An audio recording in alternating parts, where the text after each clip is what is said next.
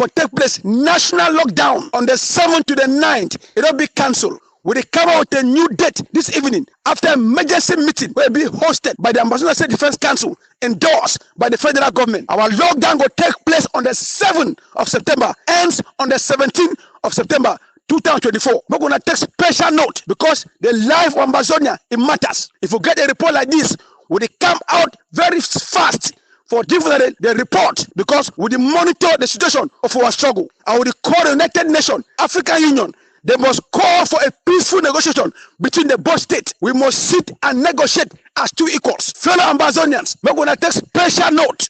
We don't talk, say, any brigade for any county. If you call it lockdown, what a demand necessary. If that county, the security or whatsoever, it depends on the situation on the ground. So I say repeat, say Mountain Lions Brigade, they be call a lockdown where concerning Fako County. So we send a message, say the national lockdown will be announced by the federal government, endorsed by Ambazonia'S National State Defense Council. We don't change the date. Whether national lockdown, as I repeat, it will start on the 7th. And on the 17th of September 2024, me all Ambazonians, may they get prepared. They stock food, they buy their drugs, and may they be aware for these changes, for this lockdown. Sheshek Inode, we go make sure Ambazonian State Army, and they go leave no stone unturned. Make una stay safe, una stay strong. Nothing more, nothing less. Any man will go disrespect our lockdown, no mercy. Make una be at alert. Let anyone will disrespect our ghost town. Our lockdown, it go collect. So I beg all Ambazonians, all taxi men, bus drivers, all businessmen, make Ambazonia go be shut down totally. No stone, and not go be left unturned. Make una stay safe, una stay strong. I go repeat again. We don't change the lockdown date. It go start on the 7th of September and on the 17th at 12 noon. So make una be on high alert. The days ahead are deadly. Sheshek Inode, Boya, now final bus stop. Alert, alert, alert. This is Dr. Martin Mungwa, Secretary of State for Communications and IT for the Government of the Federal Republic of Southern Cameroon, Ambazonia. Today is Tuesday, September 3rd, 2024.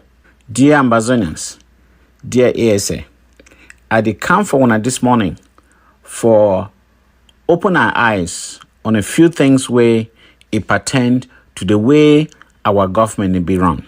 And just to make them very clear, the structure of our government will not be any different from the structure of the government of even advanced countries. Why I make this comparison? Because I want to tell una, give una a little analogy how the U.S. government work.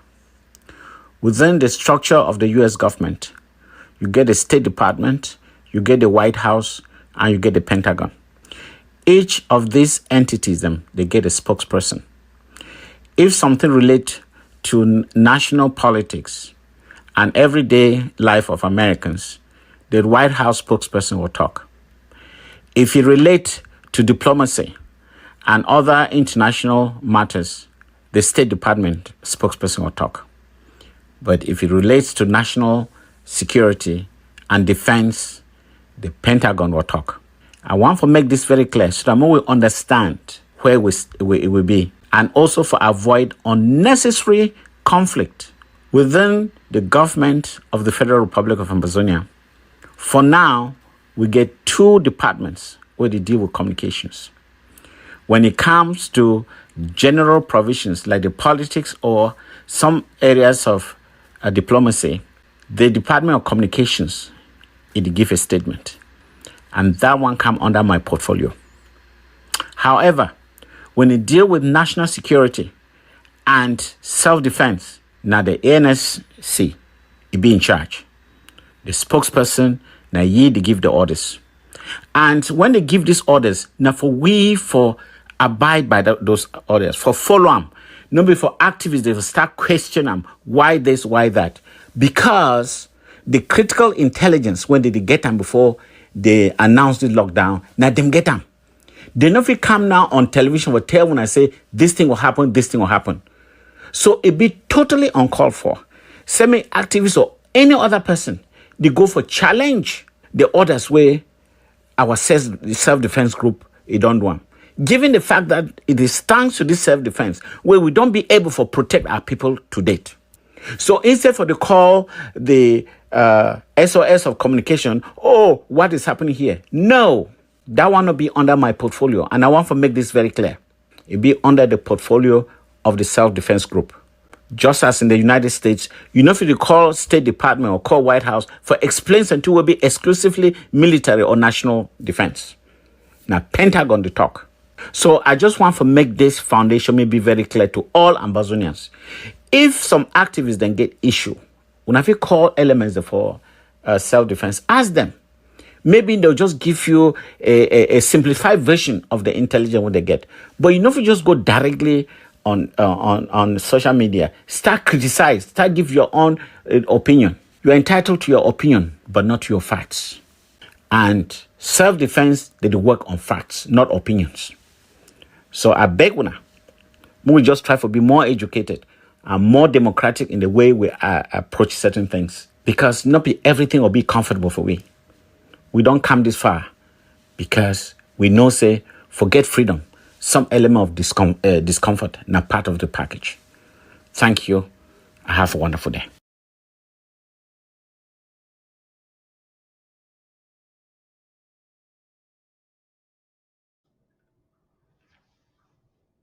Good evening, fellow Ambazonians, ladies and gentlemen. You're welcome to this very important broadcast. We apologize for starting almost an hour behind schedule, but thank God we're here now. There's no excuse for that. But we just wanted to get some things straight for you. For those who have been watching us at the home front, you would have been watching or listening to the speech of the president, and that would have refreshed you or your minds on some very important things that the or decisions that the government took sometime last year. That it's important that as we anticipate the General Assembly sitting next week, some messages can be rebroadcast to reiterate our stand as a people. And you've heard Dr. Mungwa there trying to bring some clarity based on controversies that were plaguing the struggle sometime last week. We also heard Gabonese coming to present the government stand. And it is very, very, very, very, very important to let us all know that Ambazonia lockdown started initially by this government today. And we consider that as Ambazonia's defining message, what I would call a letter to the United Nations General Assembly. So today, Ambazonia stands in courage, unity, and unwavering spirit as the world turns its gaze to the United Nations General Assembly in September, this month of September 2024. Amazonia comes forward with a defining message, a message not of silence, but of strength, not of submission, but of sovereignty. The message is clear, very clear.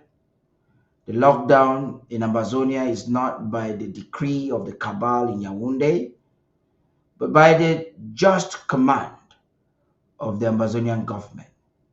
While La République du Cameroon seeks to vie the truth before the world stage, claiming a return to normalcy, Ambazonia boldly speaks a different truth. And our truth started today. This lockdown serves as a powerful counter to the false propaganda disseminated by Bia's regime. It could also be considered a call for international intervention now. We've placed that call a couple of times. An urgent plea for justice and a resolute stand for freedom, total freedom. This strategic move underscores the undeniable reality of the ongoing conflict.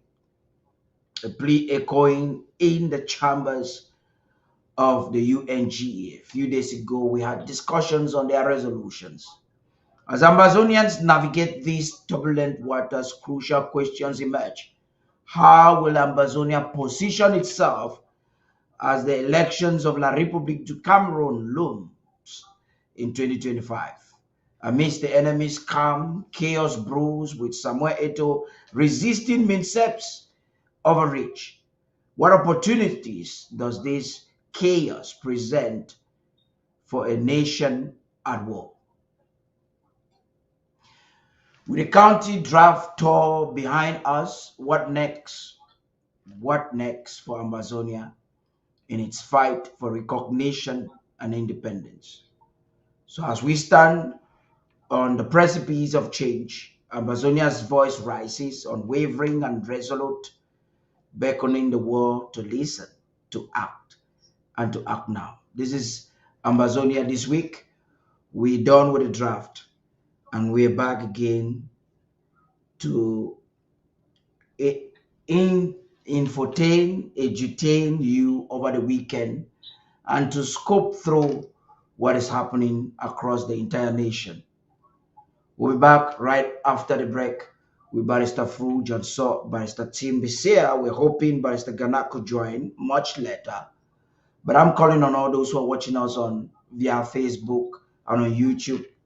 We've fortunately been able to stream on YouTube. If you are watching us on YouTube right now, send a comment, send a like, and send a share. We'll be back right after the break.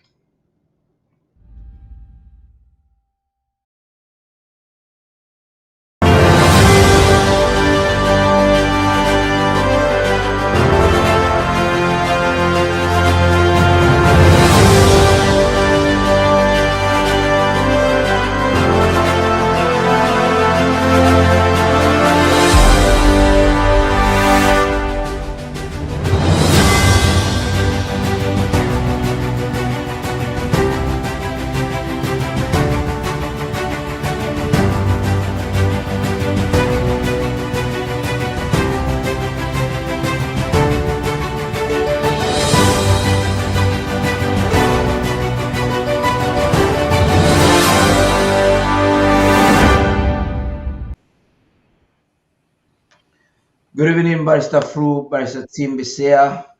You're welcome once again to Ambazonia this week. It's been 2 months, and we've been touring the counties, having deeper discussions on mostly issues relating to defense. And today we're back again to look into the sub-African region ahead of the UN General Assembly sitting to find out what is happening in the two Cameroons and to examine the war, the state of the war. I'd like you all to greet the people before we begin. I'll start with you, Barrister Fru. Thank you, Paddy. Thank you, Ambazonians all across the world, particularly in the home front, Ambazonians in the diaspora, Ambazonians everywhere. Welcome to Ambazonia this week. We have just finished with the draft, and we can now relax and continue to tell our story to the world and to you, Ambazonians.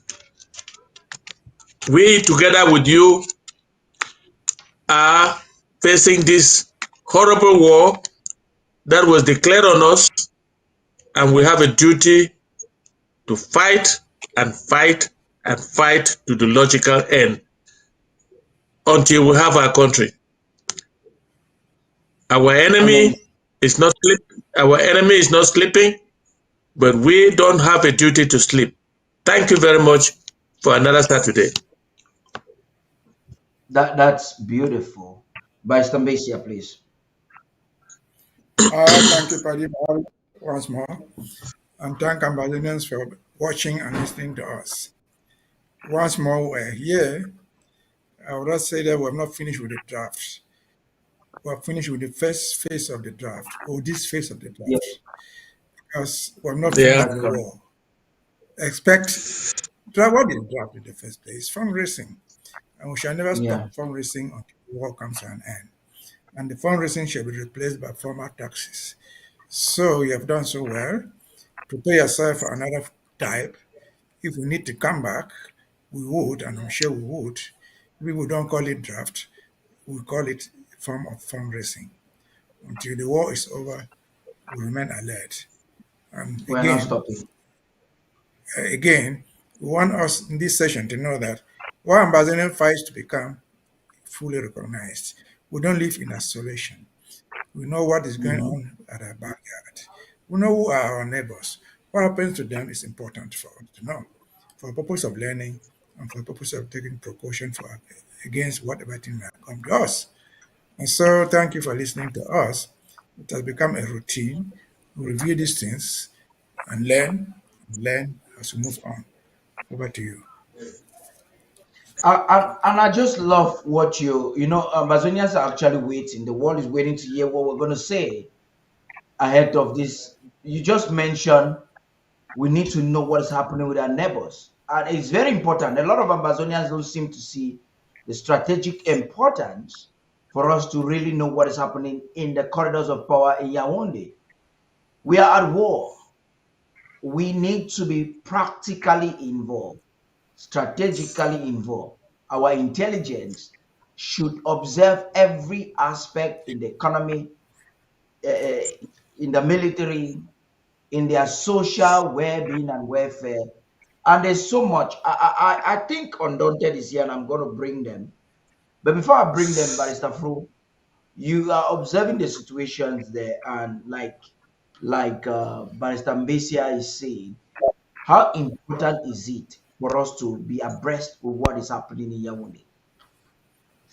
It is extremely important for us to know our enemy, what our enemy is doing or thinking, and the state of our enemy, so that we can better be prepared. And I can tell you, like the president said last night, our enemy is collapsing. Sometime during Yeah. the show, I will be able to show you, I will be able to tell you how I think it's collapsing, and it's collapsing fast.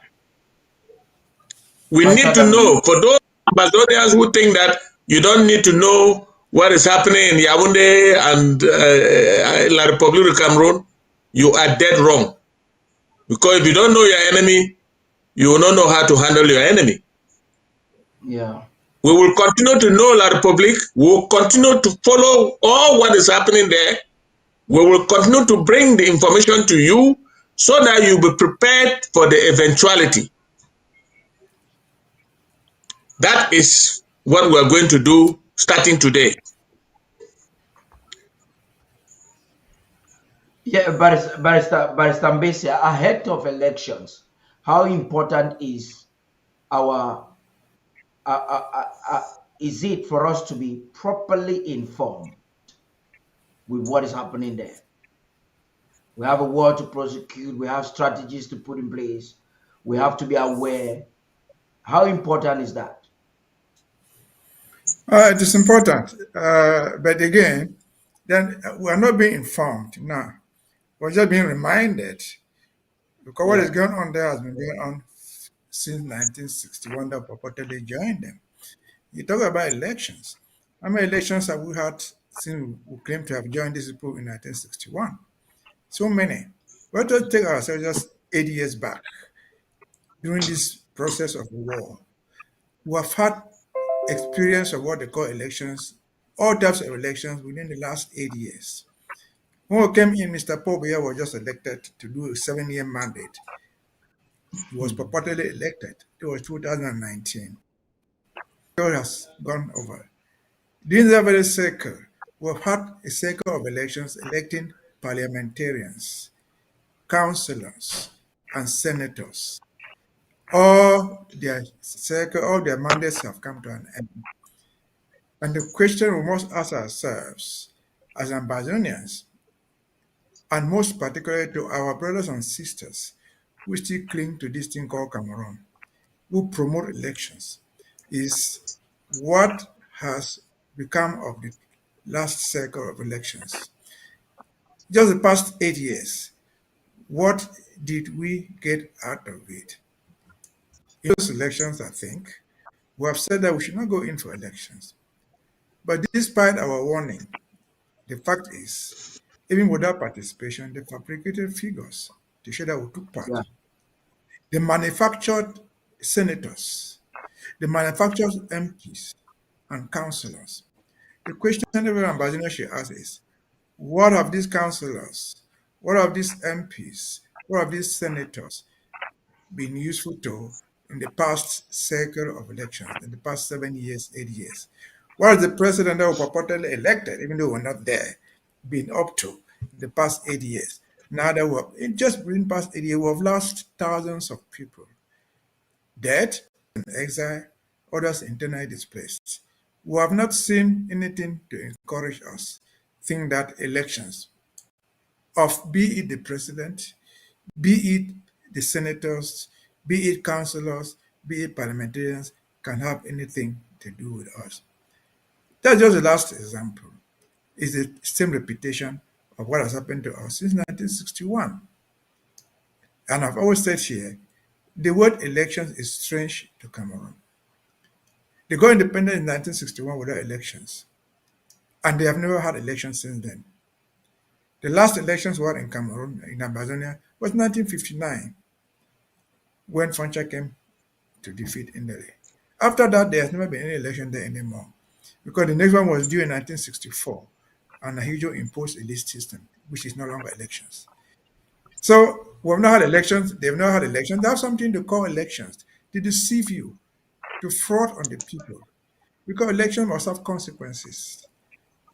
If the elections have not had any consequences in the past 60 years in general, and in the past 8 years, where we've lost everything that we had, we've lost houses, we've lost people, we've lost schools, what then do we need elections for? Therefore, that's why I say we are not saying, we are just reminding them, they're just being reminded what election stands for in our neighboring country. They stand for nothing. And this is the reason why I think we insist we don't need to be part of the charade anymore. Over to you.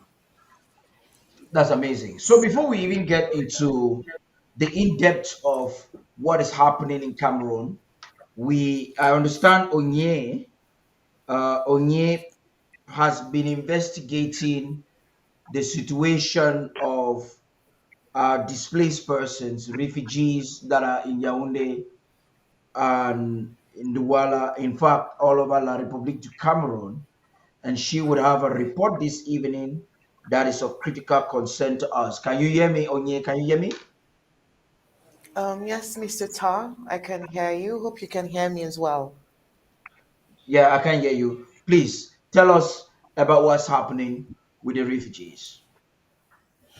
Oh, well, it's highly sad that even where they are in Yaoundé, they actually aren't safe, regardless of the fact that, other people are safe there. But it seems like Ambazonians are highly the target. So the ongoing war in Ambazonia, we all know it has led to devastating consequences for the Ambazonian population, including massive displacement.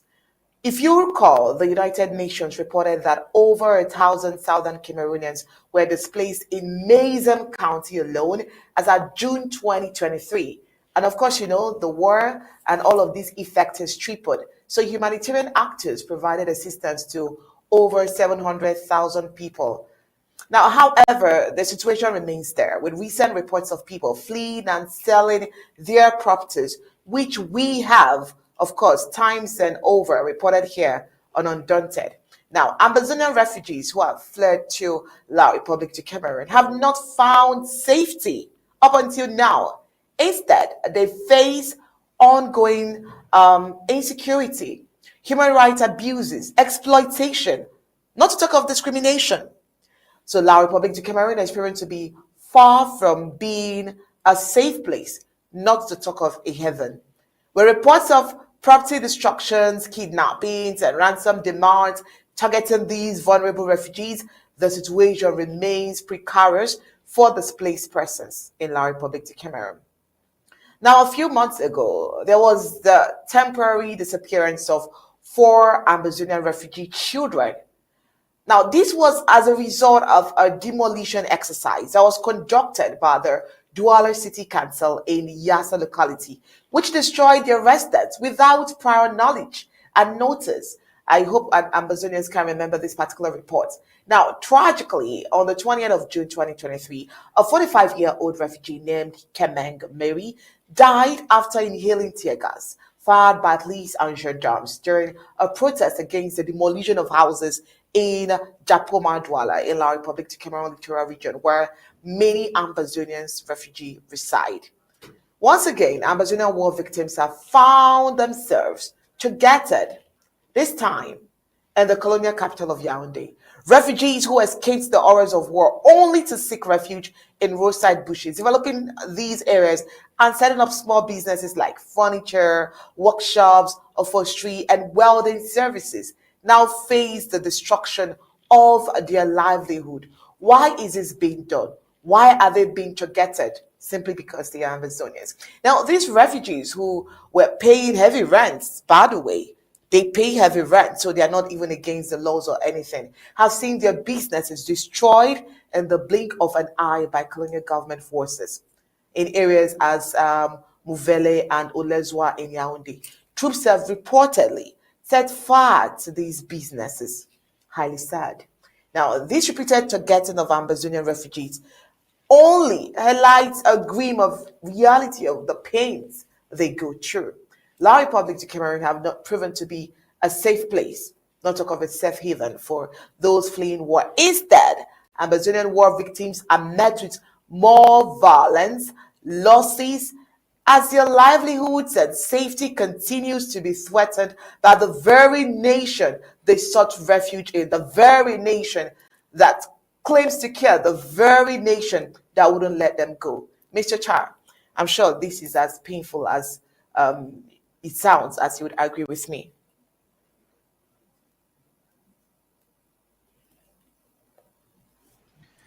Absolutely, Onye. It's really an unfortunate situation, but I don't know what happened with the images, and we're seeing. I was seeing the wrong images. I don't know what happened, but this is indeed a very sad situation. Barrister Mbeseha, what do you think? Well, I think it's the saddest situation we could ever imagine. It is even sad when we find our own brothers and sisters condoning in this type of rubbish. Are people who are supposed to know what to say or what to do in these circumstances coalesce with the government of Cameroon to do these things to us, directly or indirectly. And this will take me to something that maybe people had looked at it before I came last week. I was not here. There was this gentleman who calls himself Julius Fondon, who claims to work for the United Nations and thinks that if there is war and Ambazonians are fleeing to Yaoundé, there could be no genocide against them. That's the guy, if his claim is right, that he works for the United Nations, we should give him the credit of having some knowledge. But based on what we have just heard now, what is happening to us, can we say that these people who involuntarily went to the Republic of Cameroon, be it Yaoundé, be it Douala, be it anywhere, are they because they want to be there? Are they because they are safer there than where they were? Certainly not. Certainly not. Because those who have fled to Yaoundé, to Douala, or any other town there have survived on their own. The government has had to extort taxes from them. The government has closed its eyes to crimes committed against these people. Nobody is punished. You say they are acts of private individuals. No. It is the government's responsibility to take care of the internally displaced. I've had this opportunity many times to say here. The government of Yaoundé, to the best of my knowledge, has done nothing in Douala, where the large number of our people are found, in Yaoundé, or any other town to take care of those internally displaced people. You go there at your own risk. If you have to set up a makeshift store at the corner of the road, that's for you. But they will not let you do it until you pay taxes to them. They will extort it from you more. And if you don't do it, they will come with their bulldozers and pull down the building. And so these are people who have escaped danger, like we say, falling from the frying pan to fire. And Mr. Julius Randall may not understand this. During war, anywhere in the world, people escape to where they just escape at random. They escape to where you think you can find shelter. Even if you have a neighbor who has been so hostile to you and your house is burning, you will run into his house, thinking that at least you will escape from fire. So the fact that our people go to Yaoundé is not because they are going to find to Yaoundé or Bafoussam or Douala or La République in general. It's not because there's better work there. It's not because those people there or the government there is taking care of them. It's not to minimize what the government of Cameroon has done to them to force them out of their own houses to flee. How many people from Ikombong fled to Yaoundé? Very few. They fled to Nigeria because that was the nearest safe point they could get to. How many people come out from Okwaya, for example, fled to Yaoundé? Almost nobody. They crossed to Nigeria because that was where they could find safety. And they are better there in Nigeria, perhaps, than what people are doing, going through in Yaoundé. And so it is sad, very, very sad, that this thing is happening to us. But it is sadder when Ambazonians, purportedly educated, are siding with this type of criminals, this type of criminal actions against us. And since I was not here, I don't know where to discuss this. And I want to use this to tell Mr. Julius Abendon, Julius Fondon, that genocide, when we say genocide is committed, we're not saying that Republic citizens came and committed genocide. We're saying the government, with their agents, they committed suicide. Genocide can be committed by a single individual, as long as the aim is to eliminate that group of people, a community, a group of people, for their race, for whatever thing they belong to. It is genocide.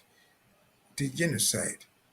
Nobody ever complained that an ordinary farmer in Bafoussam or in Cham was committing genocide. No, it is committed by individuals. It doesn't reduce the degree of the genocide committed against us just because we escape and try to seek shelter there. Shelter which has been refused because the institutions in place that are supposed to take care of the people have totally ignored them. They don't even care. I'm not in Douala, in Yaoundé. In fact, they participate in causing more suffering to them, directly or indirectly. Why? Because you expect the protection of government. If government turns its blind eye, the authorities turn their blind eye to your suffering, they are accomplices to what you are going through. And so what's happening to our people in Yaoundé, in Douala, or anywhere else in the Republic of Cameroon, I would say it's indirectly sponsored by the government. And if this story is true of what I saw yesterday, where the people's houses were destroyed, I want to ask, they say, go back to where you belong. You're Anglophones, go away. What does this mean? What has the government done? What has Mr. Mosonge's commission on whatever nonsense he calls it, they're done. Silent. That is silent complicity in the crime. And so it's unfortunate. We should never have gone through this. We're being forced into it. We'll have to fight and fight until we get out of it. Over to you, sir. But Fru. Yes, buddy.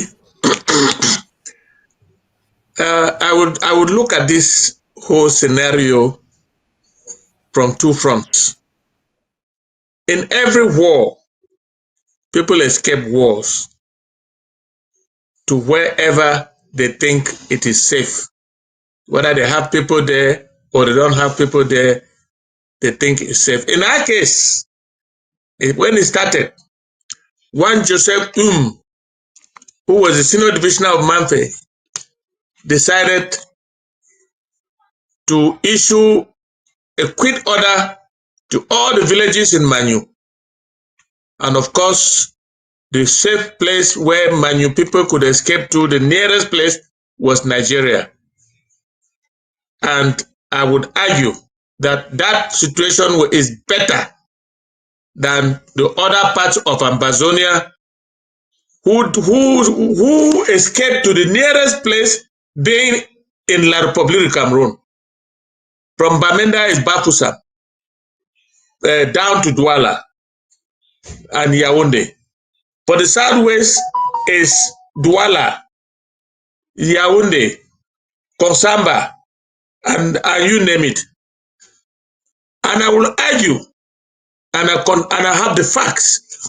The United Nations High Commission for Refugees protects our people in Nigeria, even if they are not doing a 100% job, but that is a role that they are playing.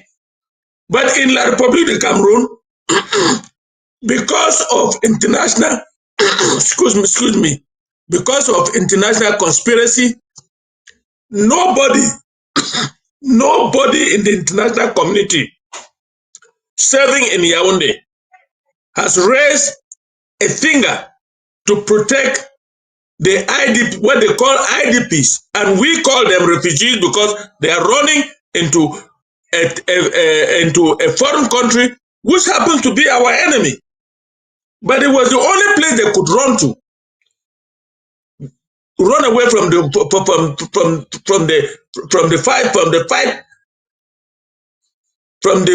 war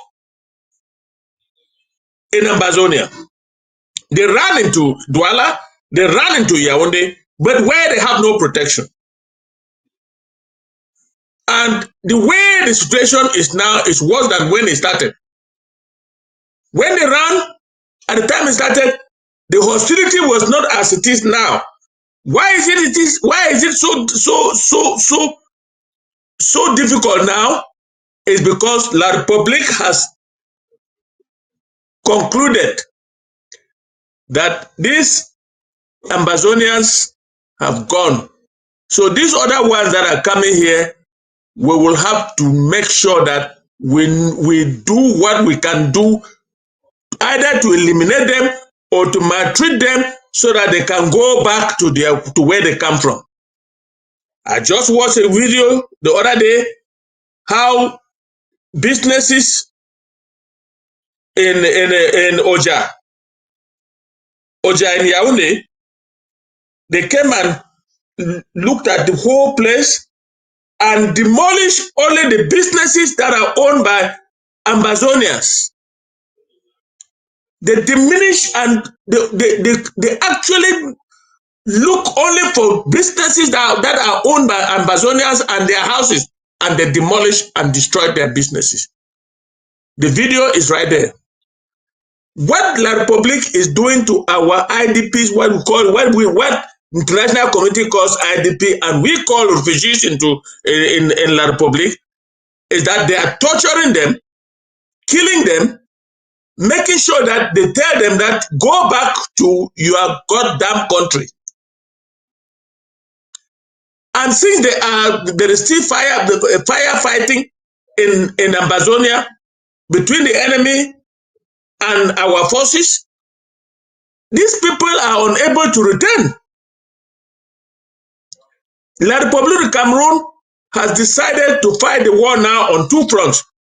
Fight our people on their territory and fight our people on our territory.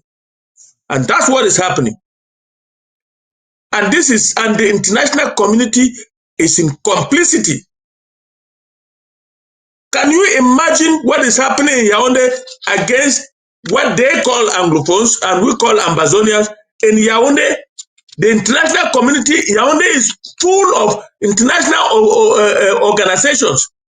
Nobody, no organization, no UN organization has raised any issue with La République du Cameroun on the treatment of English-speaking people still living in Yaoundé or who have come into Yaoundé in their large number, running away from the war.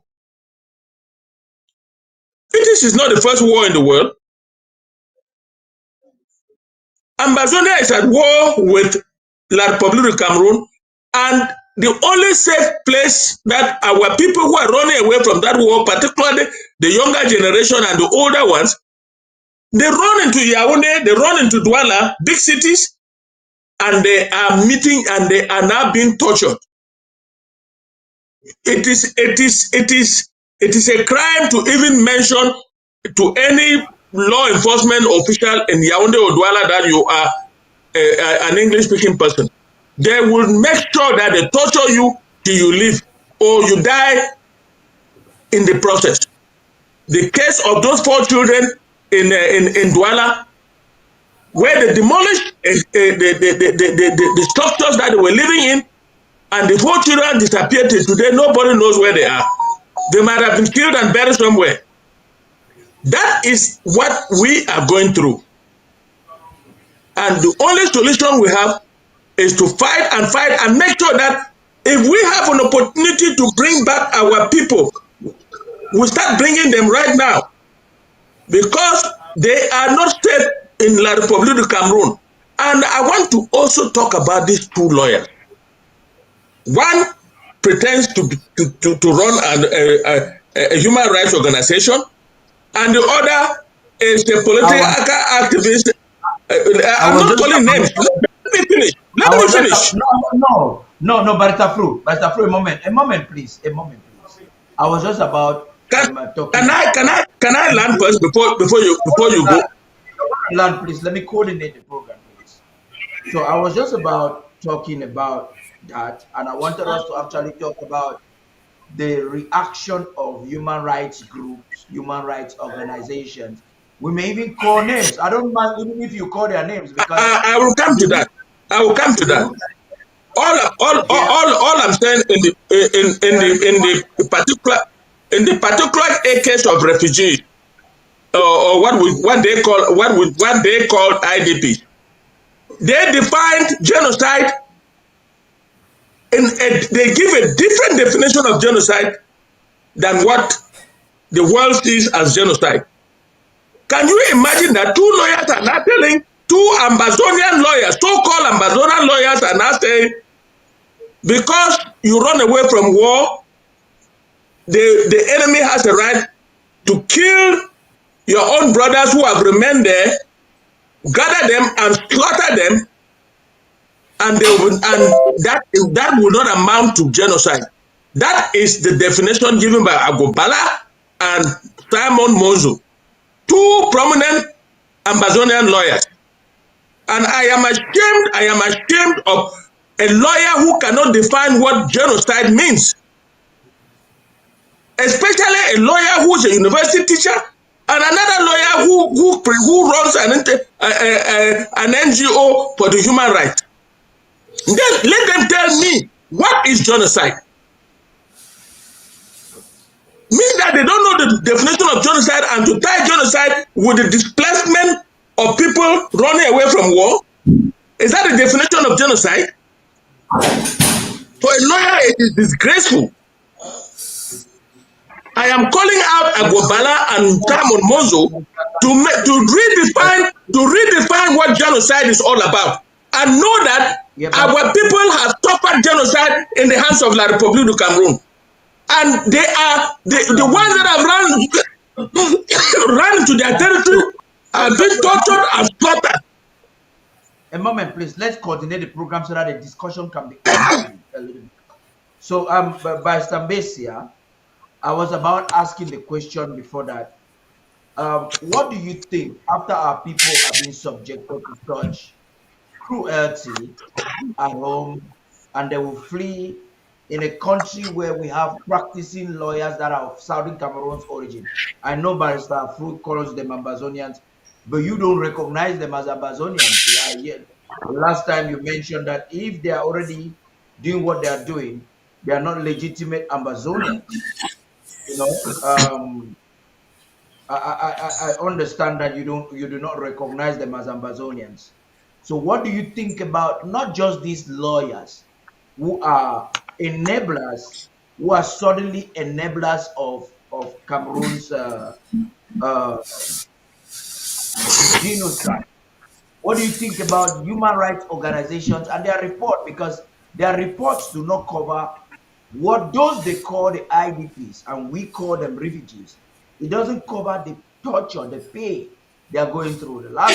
Sometime last year, one of their activists even insulted our sisters that they're smelling in their taxis. This is what is considered in international law as abuse. and our people are protected under international law, what would you say is the behavior of human rights organizations and the lawyers, not just these two, in general, vis-a-vis this current situation?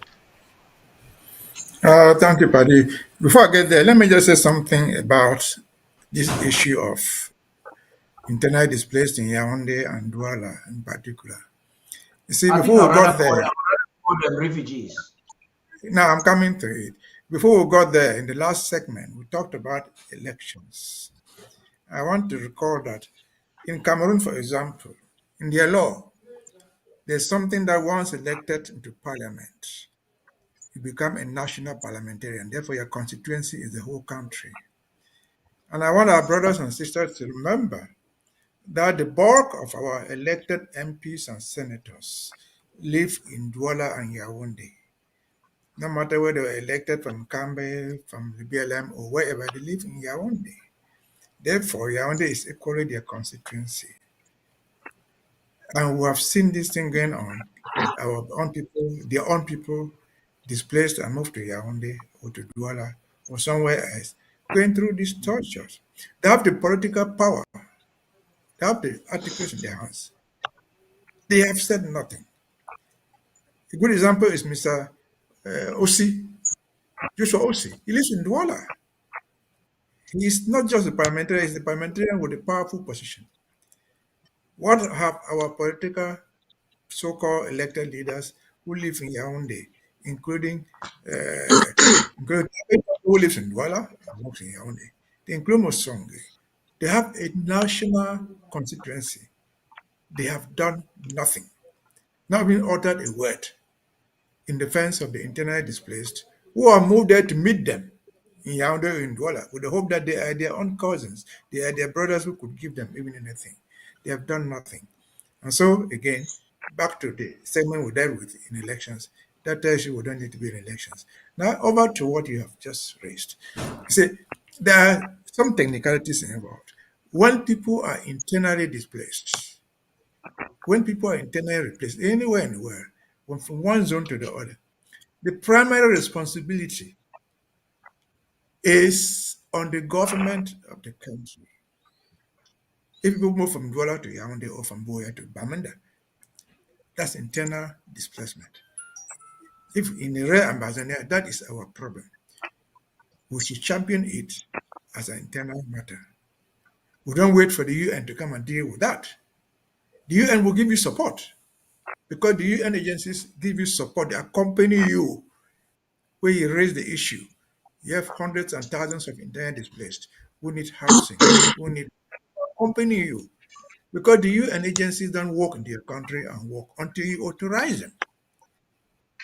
And so it is not that the human rights groups are not reporting. They are reporting enough. Yes, they may not have reported this the way that you want. But what of the ones that they have reported and highlighted 1,000 times over to the whole world, reported by the United Nations? What has been done? The human rights group can only report. Okay, Mr. Mbeseha, the question I'm asking is, now you're talking in generality about human rights group. What about the two attorneys or advocates or lawyers that have been highlighted by Barrister Fru and their attitude towards the war, the way they look at genocide and all of that? Don't you think that could be not just a betrayal, but one of the obstacles we are facing in terms of having an intervention or having a plight? It's not an obstacle. It's not an obstacle. It's not an obstacle at all. I've had the opportunity to say this. People, the two dimensions are just few. They've elected to work for the opponent. If we blame Agombala, we blame Munzo. What do we do with Salah, who is even suing us? Salah's father is from Kumono. He's even suing us, helping to prosecute us. They have elected their own side for different reasons, maybe to make money or to make political points. Now, I don't consider them as Ambazonians in this light. Let me finish. I agree with you. I agree with you. The fact that you don't Let me consider learn them now. as Let me Ambazonians. learn. Let me learn. Let me Okay, learn. Let me learn. please I do. don't consider them as Ambazonians because, for example, there are many. I've said there are many. What will you expect of a Kerimuna? Who are living is in Yaoundé? But it's from Gembu. He's fighting for Yaoundé everywhere in the world, even internationally, asking Glencore to pay money to Yaoundé. But Ben Muna will not fight Sonara or SNH to pay royalties to Ndian, even to bring water there for people to drink. And so they have elected to be where they are. We know who they are. We know where they are. For me, I don't need to discuss them. They know that we don't agree Now, with them. before Barrister Fru reacts to what you have said, I just want us to see an image of the gravity of the situation so that Barrister Fru can react and then we move on. Look at what is happening. If you look around, nobody is touched. Everybody, they are all fine. It is only us. It means that the main target was just us. Everybody, they are all fine. The whole Oja, they have not broken anywhere. They just target only us and decided to destroy our thing. We asked them that why must they decide to do this kind of thing? They say that we are Anglophones. We don't have any power to do anything in this Yaoundé. So they broke it without any prior notice. Nothing at all. This is the destruction that they have caused. Customers' work that are down, they have destroyed them. And we even wanted to film them. We even wanted to make a video while they are doing the action. They almost shut us down because they were here with armed as if we are criminals, of which we have not offended anybody. So that's what is going on. If you look at So that's what Fadi, let me. people. Barrister Fru, go ahead. That is the video I was talking about. Now, I don't disagree. I disagree with Barrister Mbeseha that these people are not Ambazonians. They are Ambazonians who are working for the enemy. Until we have a government where we can try them and to take away their citizenship, I consider them Ambazonians. They are blacklegs, they are traitors, and we cannot rely on them for liberation. But they are still Ambazonians because that's where they were born. What I am saying is that a lawyer who cannot define genocide just because it is expedient not to be able to define is an enabler of the enemy, and there is nothing we can do from this end until we have our country and bring them to book. They are still Ambazonians. Secondly, I cannot rely on anybody, the so-called elected. There has never been a free and fair election in La Republic of Cameroon.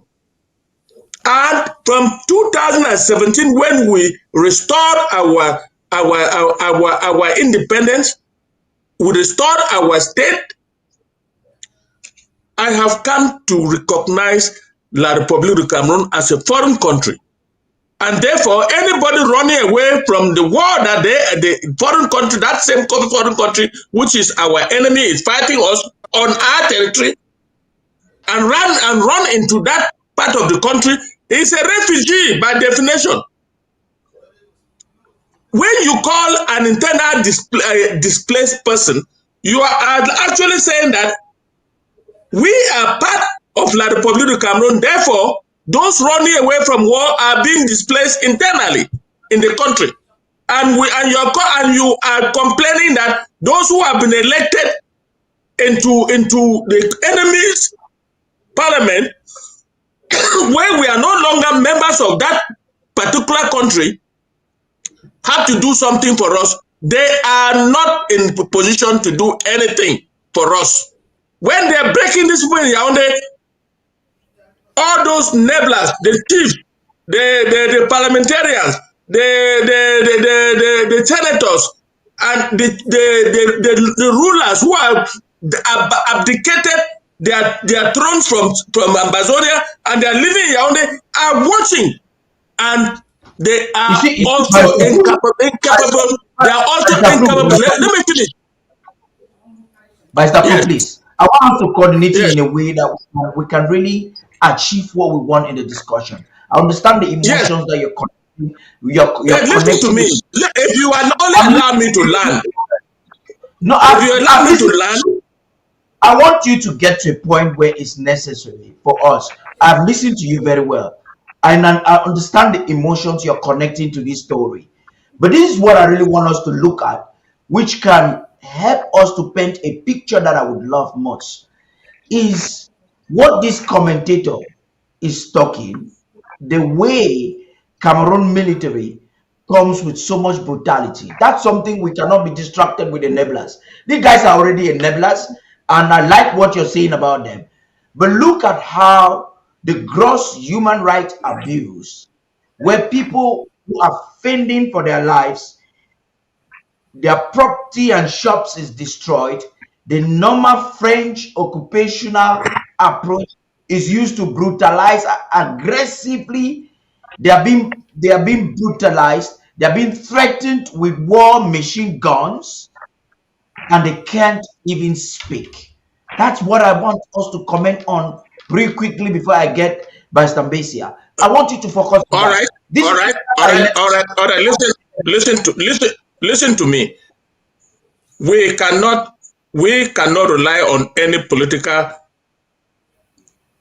establishment in La République du Cameroon to protect our interests.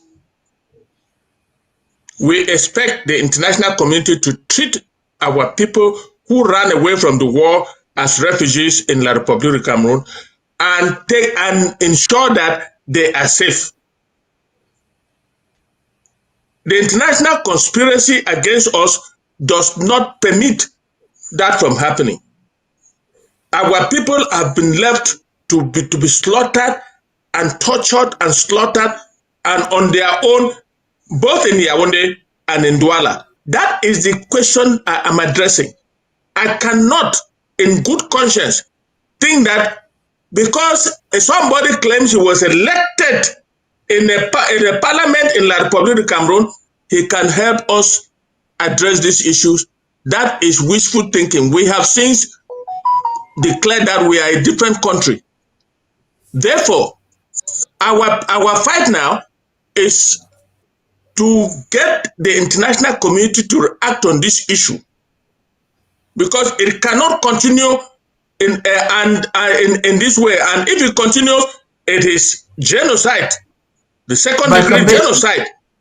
Mr. Mbeseha, very quickly and very briefly, we have taken a lot of time on this.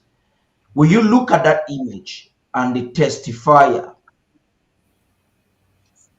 What do you feel? Please talk to us briefly on that, very briefly, please.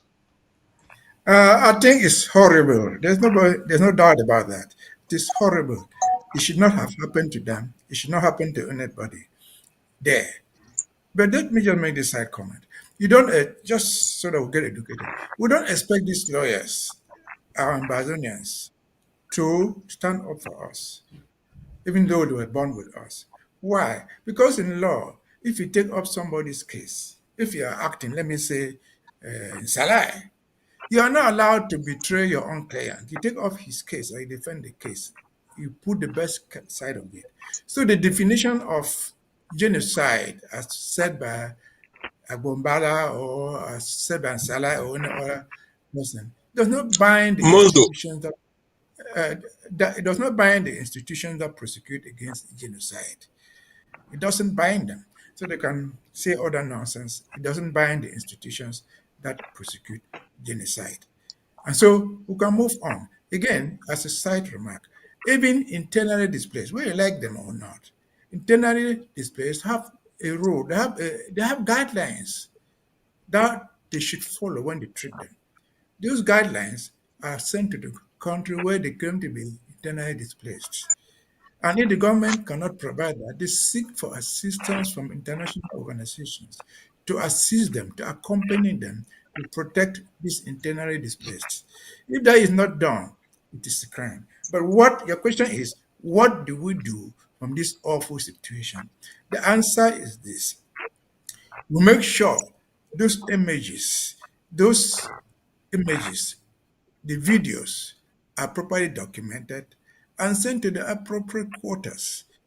And I can tell you here right now that I personally have taken the steps to be sure that the images and the videos that you are showing us reach the proper documentation that can go to where the thing can be prosecuted at the appropriate time.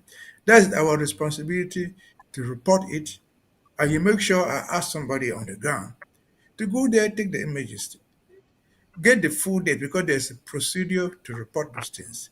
The date, the place, and everything that took place there. I have personally done that. And so that's how we can do it. That's how we should do it going forward. Because what is going on in that place is only one tip of the iceberg. There are many others happening somewhere that are not reported. We saw this because that gentleman was bold enough to take the pictures. It does. So many things might be going on like that somewhere else in Bafusam, in Douala, somewhere else. It might be going on. It is our responsibility to make sure that they are properly documented and sent to the appropriate quarters. Those who prosecute those type of crimes at the appropriate time will be prosecuted. As simple as that. Again, for me, the fact that I'm born in the BLM does not necessarily make me a defender of the BLM until I stand up when the BLM is in trouble. If I choose to go with the enemy, so be it. As an adult, you have the right to do it. But again, finally, we don't expect those lawyers, we don't expect Salah, we don't expect Agombala who are acting for the enemy to indict their own clients. They will not do it. Even if they know it, they will not tell the story to indict their clients. They are being paid for the job. And as a lawyer, they pay you because you defend the guy, even in wrongdoing. If you take the case, you defend them. You put the best side of what you know. The fact that you put that case does not mean that you win the case in court. And so that is their role. That's how I see their role to be. Our role, challenging them, is to be sure that these things don't go unpunished. But since you and me cannot create a court to punish them, we can only gather the evidence to present at the appropriate time And this before that really should also advise us in our approach to defend the homeland, because the war has got to end. And if there's any time we want it to end, it should be ending now. We're going to be moving very soon into this very important subject. We spent about 2 weeks processing UN resolutions and their legalities and application to our situation. But there's a lot. School resumption is back. The interim government position is not what I want us to reiterate, because the government, forgive me, any Ambazonian listening, it was a slight of the tongue. The government's position on school resumption has been clearly spelled out since 2019. The government has placed it in the hands of the parents. So we have had our reporters on the ground investigating to find out what is happening. Are schools actually resuming? If so be, what is happening? What is the safety? Now that Cameroon is putting normalcy, is it really safe? Star Smart will definitely be telling us that now. If the situation on the ground is as Cameroon wants it, if it is even logical for those who are clamoring for school resumption, if what they are doing does not defy logic, we're going to be able to analyze that just after this report by Star. Star, are you ready to go? Absolutely ready. Please talk to us.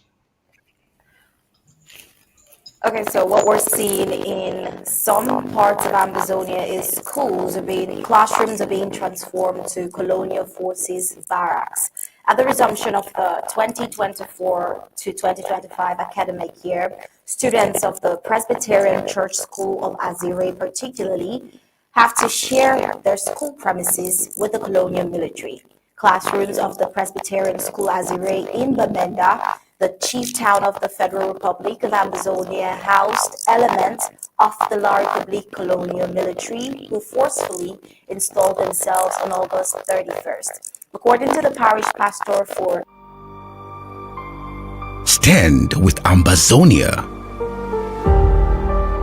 Empower ABC Amba TV. We are calling on Ambazonians around the world to unite and uplift ABC Amba TV, Ambazonian Broadcasting Corporation.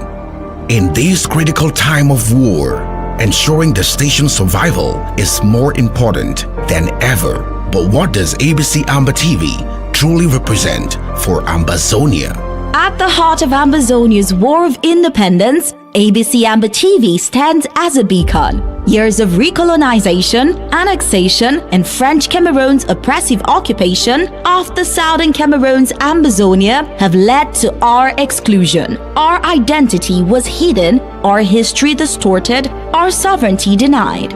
Queen of England is aware that the British Southern Cameroons were never a colony under France. Since its inception in 2018, ABC Amba TV has been our lifeline. Months of diplomacy had failed to resolve the crisis as fear grows over an imminent Russian invasion of Ukraine. Our work in the dark is our chance to tell our stories to the world, to give voice to the voiceless, and broadcast the truth of our struggle. We are serious about executing this revolution. It has become a vital arm of our government in wartime, making diplomacy achievable and showcasing our untold stories.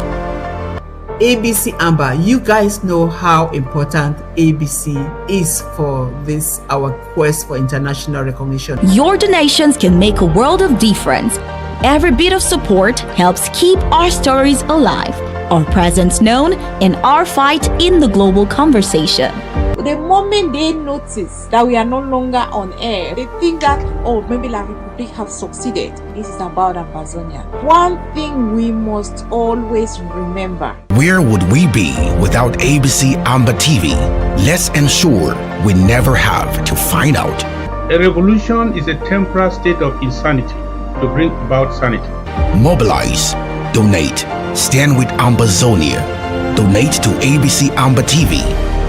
Together, let's write the next chapter of our history. It is better to light the candle than to curse the dark. Support ABC Amba TV campaign. Ambazonia Independence, voice for the voiceless. Mobilize for change.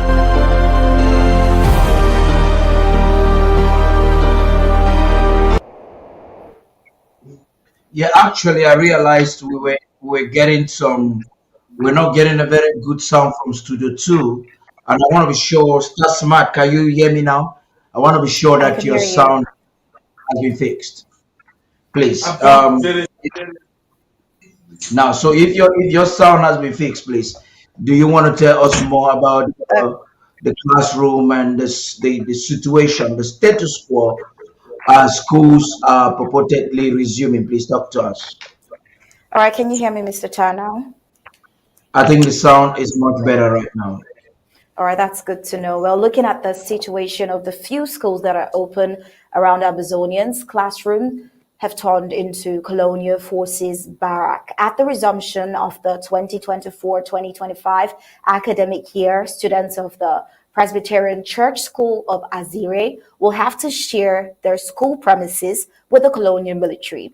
Classrooms of the Presbyterian School Azire in Bamenda, the chief town of the Federal Republic of Ambazonia, housed elements of the La Republique colonial military who forcefully installed themselves on August 31st. According to the parish pastor for PC Azire, the Presbyterian Church Azire, Reverend Acha Gerald, the military men dropped by the premises, which houses both the school and church buildings, unannounced with their mattresses.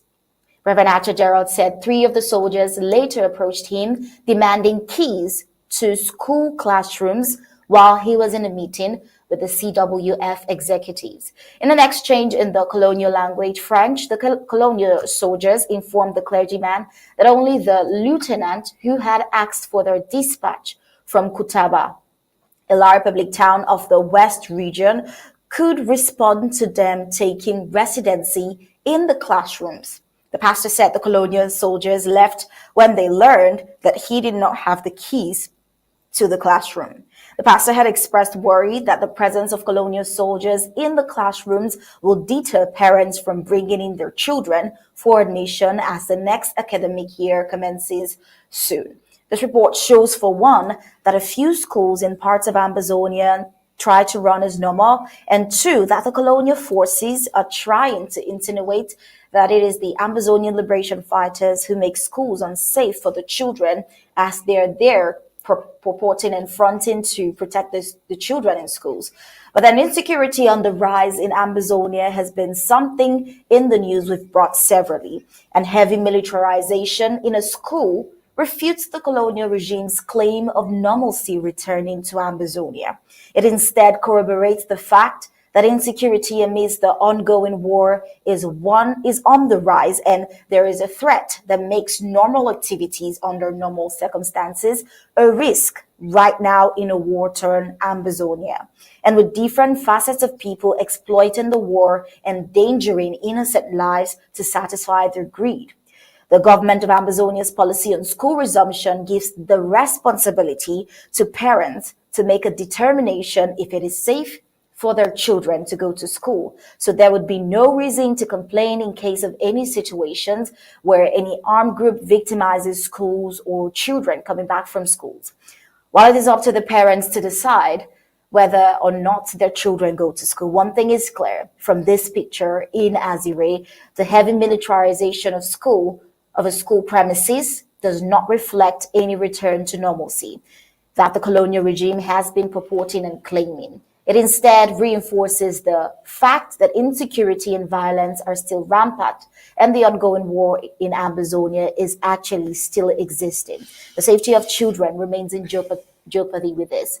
Well, Mr. Eto'o, I would hand over to you and your analysts for tonight, taking a look at the situation of schools in Ambazonia.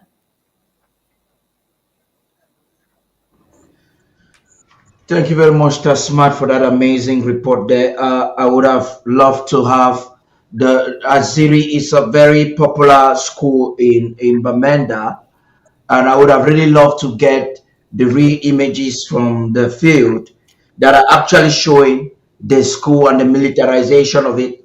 It's so unfortunate we didn't get that images, and I promise those who are watching us that will probably get the rightful images of this starting next week as we're processing what is happening.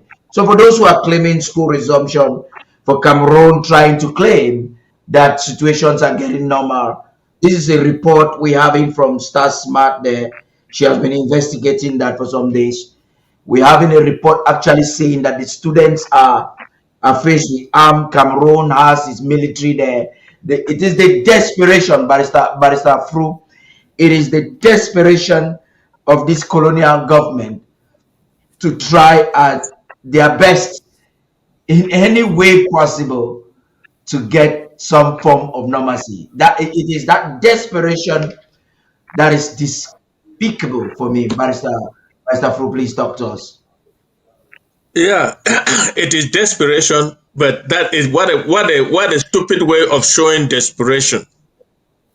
They show desperation by bringing their forces, displacing their forces from Kutaba to Bamenda, and where into schools in Bamenda, Aziri, and we don't know how many other schools are being occupied by the military.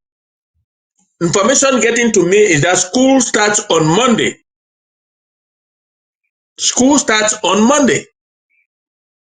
And if school starts on Monday and the classrooms are occupied by the military, and they do it in such a way that the whole world knows about it, how then can they talk about normalcy? How then can they talk about that there is no war anymore in Ambazonia? They are going to the General Assembly on the 10th.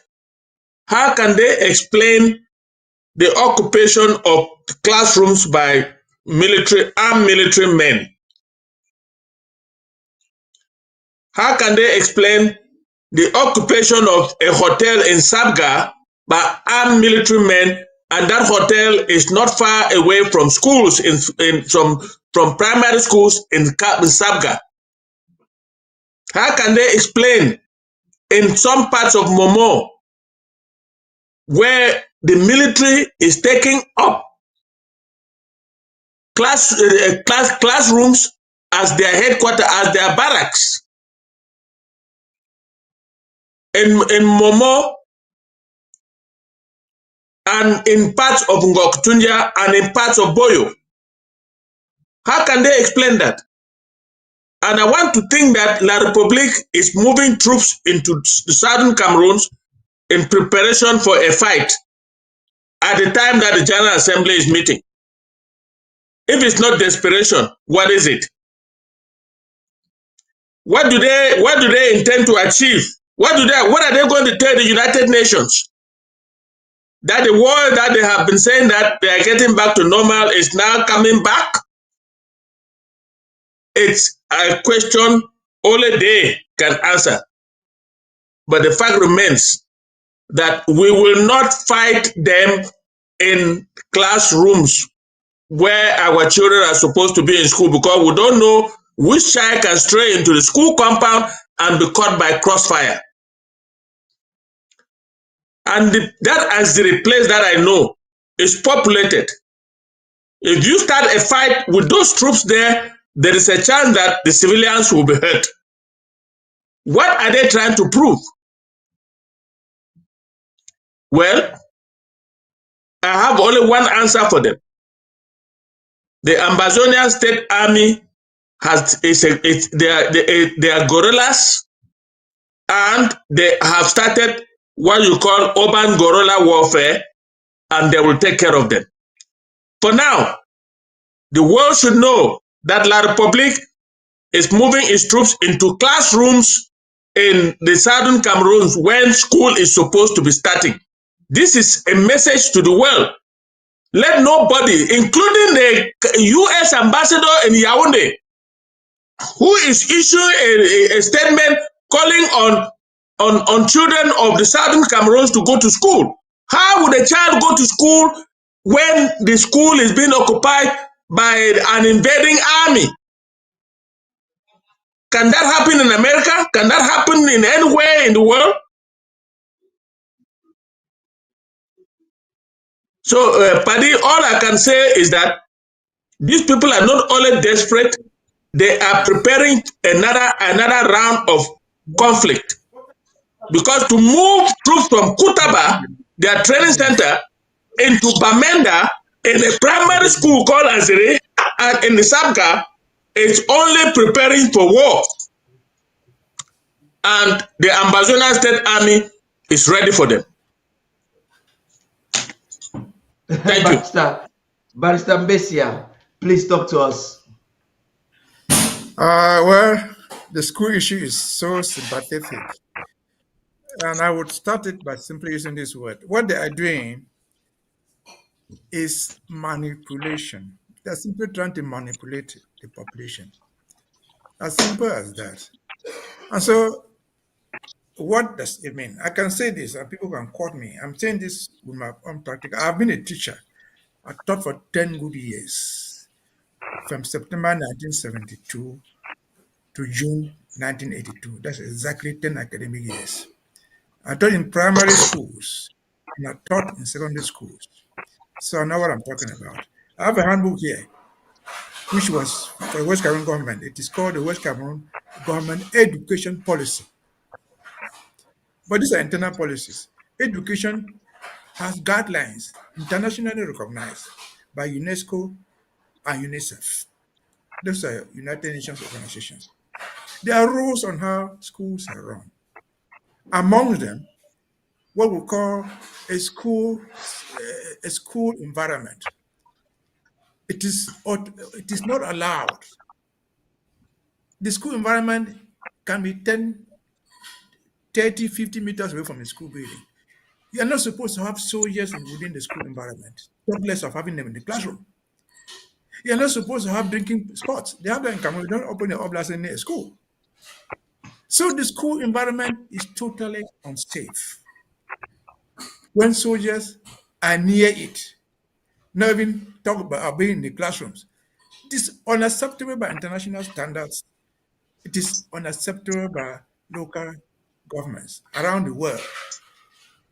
And so the issue that we should ask ourselves, does Yaoundé think, or does anybody think that Azire, where this thing is going on, is a replica of what they call the Northwest, or any particular school in Bamenda town or in Boya town? Is it a replica of what obtains in all schools in the Southwest or in the Northwest, as they call it? No, no. If, as of today, they still need to have soldiers sitting on benches with the students in Azire or in Boya or in Kumba or in other major urban town, it simply tells you that the environment is not conducive for schooling. Even when we're in the university as adults, when we had a crisis there, we'll go on strike. They'll send soldiers. But when classes resumed, they all moved out of it. You could not be having soldiers guiding students in the University of Boya or Bamenda. These are adults. They leave the campus. That is why, even in those situations, the soldiers or the security forces are not allowed to go into school campuses, even in Boya. They are not allowed to move to the University of Boya or Bamenda until the chancellor invites them. And so the whole was singing this song, the environment is not education friendly. Once it's not education friendly, it is a risk for you to send a child. Even if you don't shoot the child, who is the child who is studying where, sitting there without seeing somebody outside at the window with an AK-47? Would that child really read anything? Absolutely nothing. So the environment is not conducive for education. And by this, we're calling on UNESCO, on UNICEF, all these groups that are supposed to oversee education worldwide. We draw the attention to this. We should not go into this manipulation, orchestration of a school in Aziri, or a school in Bafut, or a school in Boya, and calling it school resumption. The pictures that we have received today are enough. Don't expect your team to go down to the village and take more pictures. They will not be able to get there because the schools, that classroom in Aziri is just symbolic. I can tell you from my own perspective, from in the BLM, most of the schools that people again are occupied by the military. The media comes there. So it's not just one school where they have people coming to sit at the corner in Nigeria and asking for keys. Most of the schools that were supposed to be schools, they don't even have keys. People have run away. And then people have come and occupied those places. They didn't build camps. They didn't even have money to put up tents. Those school buildings have roofs that shelter them from the rain and the sun. And so that is why they have found it comfortable to remain. The central issue that we are asking is, our parents who have these children, is it conducive for you to send your child to that type of environment and say the child is going to school? Certainly not. You and me talking are already adults who have children. I wouldn't send my own child there. Even in that Aziri or any other school in town where soldiers are sitting at the corner. And so it is wrong, it is appalling, it is total deceit nationally and internationally. The international community, notably UNESCO and UNICEF, their attention should be drawn to them. That school resumption depends on a number of factors. One of the most important one is the school-friendly environment. If the environment is not friendly to education, you cannot ask children to go there. Because even if they're forced to sit there from 8 to 2, they'll learn nothing.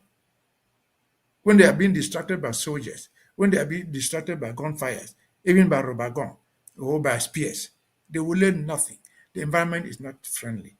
Who has to make the environment friendly? Yaoundé that occupies the place. Let them take away their soldiers. Take them out of all those areas. The environment will be friendly. Children can walk to school and come back without fear, without the risk of being killed, either by friendly fire, by an enemy, or by just a criminal. And so that is the truth. Education is in Yaoundé understand this. Educationists around the world, in the United States, in Britain, understand these principles. Again, talking from my perspective as a teacher with 10 years experience, that is not a school environment. I taught for 10 years. Not at all. And this is something, it's baffling to see how those who are advocating, you see, from the side of La République du Cameroon, and even some who call themselves frontline leaders in Ambazonia, I don't know if they have put together contingencies to outrightly state or declare and send out a press release that they want school resumption. But Fru, this is what I want us to talk about now. This aspect of school, you have those who, I don't want to call names, but you would have them encourage school resumption during such delicate times. These people do not even have fighters on the ground. Some of them are CPDM loyalists who are patronizing kidnappers and so on and so forth. Why Cameroon is trying to tell the world that normalcy has returned, and therefore they are, because when we were growing up, this is how the angle I want to look at it. There was no need for the state to be announcing with civil rights movements that school is about to start and school should resume. If everything was normal, the very fact that there is announcement, there is pressure on movements, on organizations, there is an extraordinary mobilization from grassroots, only tells us that the status quo is a call for concern. Yes. Yes, even the U.S. ambassador is in the mix. The U.S. ambassador in Yaoundé too is in the mix. Like you said, when we were growing up, you only knew that you would return to school on a particular date because on the last day of school, they inform you, the headmaster will come and inform everybody that we will be starting school on so and so date. Nobody cared, there was no announcement about school resumption or anything. They are doing this now because of what La République has brought into our psychic. We have come to now act like French people when they have particular dates for school resumption and they make so much noise. Now the noise is louder because there is war in Ambazonia. And that same, those loud voices are not even cognizant of the fact that the school environment is not conducive for any learning. It's not conducive for the security of that child who is supposed to be coming to school maybe for the first time or maybe to continue. The particular case of the Southern Cameroon is pathetic because nobody is listening to us. There's an international conspiracy against us. Is it because La République has played so well that it has divided our natural resources to the big powers to shut their mouths from talking about what is happening to us? In which country would you have children sitting in a classroom and soldiers moving around with AK-47s? Which parent will send a child to school under those conditions?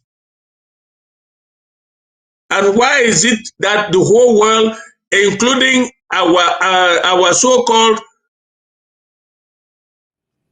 black legs, announcing school resumption dates in October? Some say October, some say this and that. What are they telling the world? What are they telling everybody? That we have been paid to work for the enemy. Because we in the government of the Southern Cameroon Ambazonia We don't have a date for school resumption.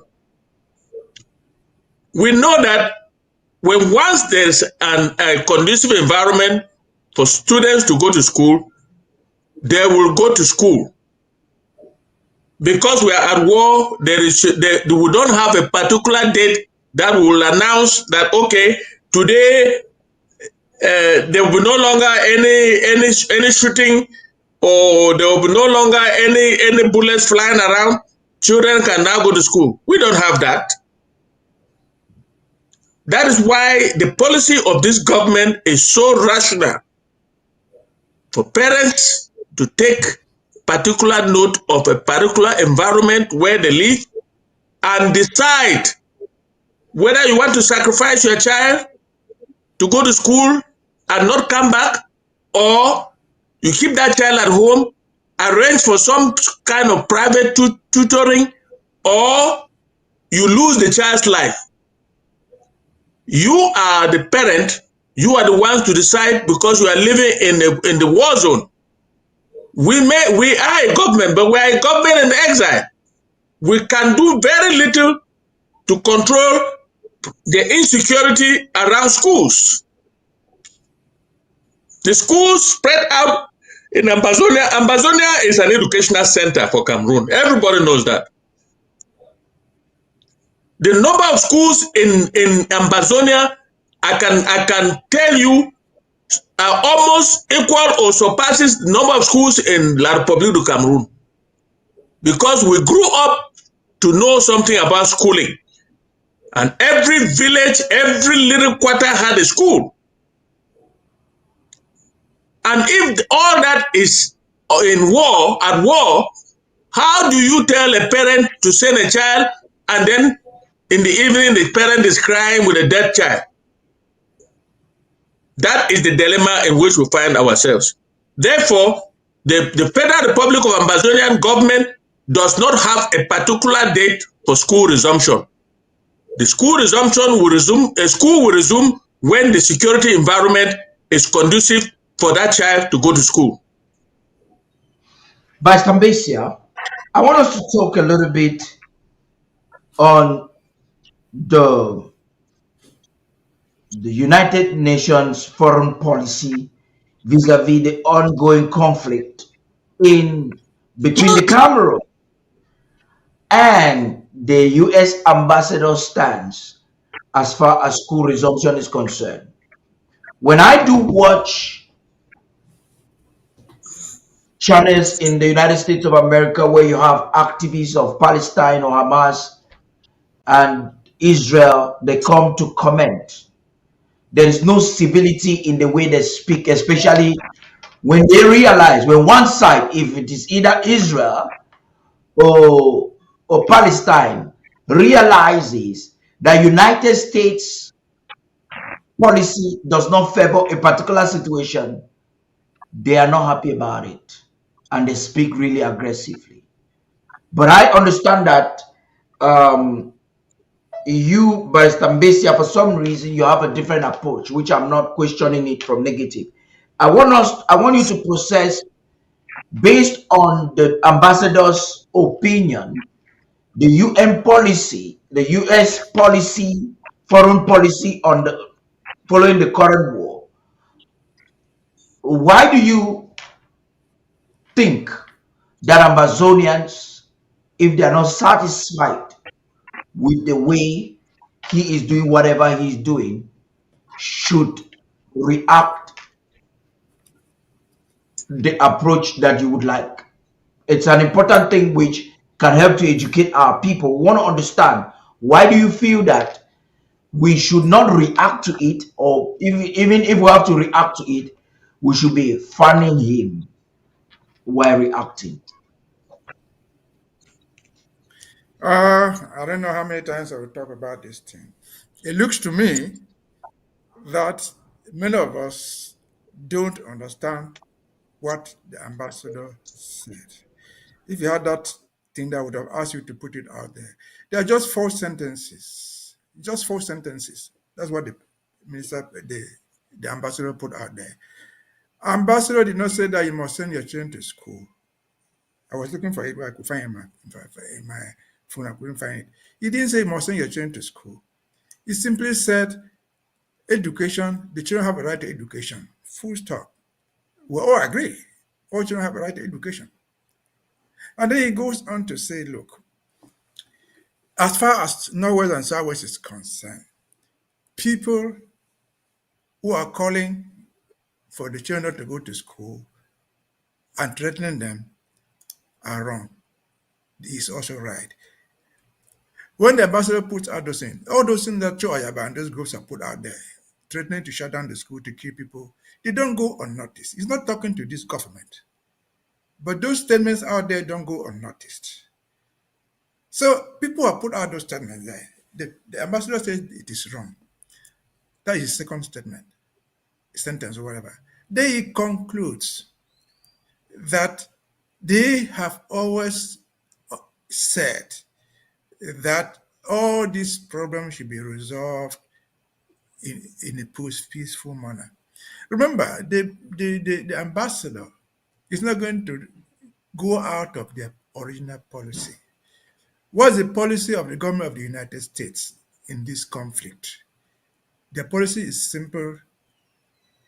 Go to the conference table without preconditions and address the root causes of the problem. That's the official stand of the American government. The ambassador has not contradicted that. That's his last sentence. As always, we always stand for, he says, favor negotiations to end the conflict. He didn't force your child to go to school. He simply put out the outline there. But you must remember that the ambassador, no ambassador, even in Yaoundé, if he was there in Boya, would issue a statement that children should not go to school. He's not yet a judge. It's for you to judge. The ambassador will not come out to say your children should not go to school. He will put out a general statement. But what's important in that very general statement is our policy has always been negotiation.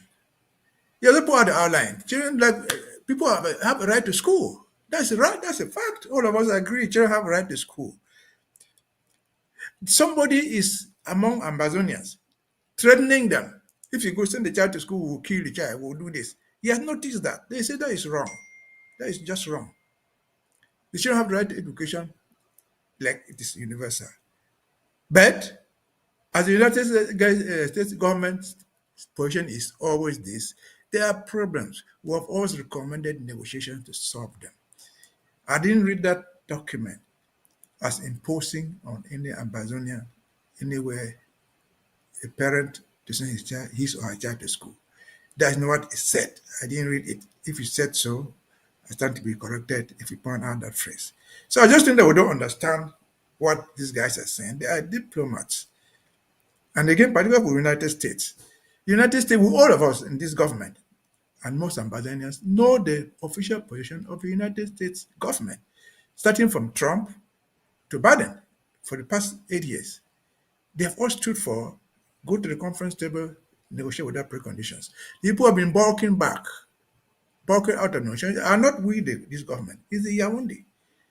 And they realize that they have always said, even in their official statement, the so-called Grand National Dialogue did not satisfy what was needed. That's why today they are still calling for negotiations to end the problem. So what will you do if you were the ambassador sitting in Yaoundé for the United States of any country else? What will you do? You issue a statement from your embassy telling them that, well, don't go to school until the war is over?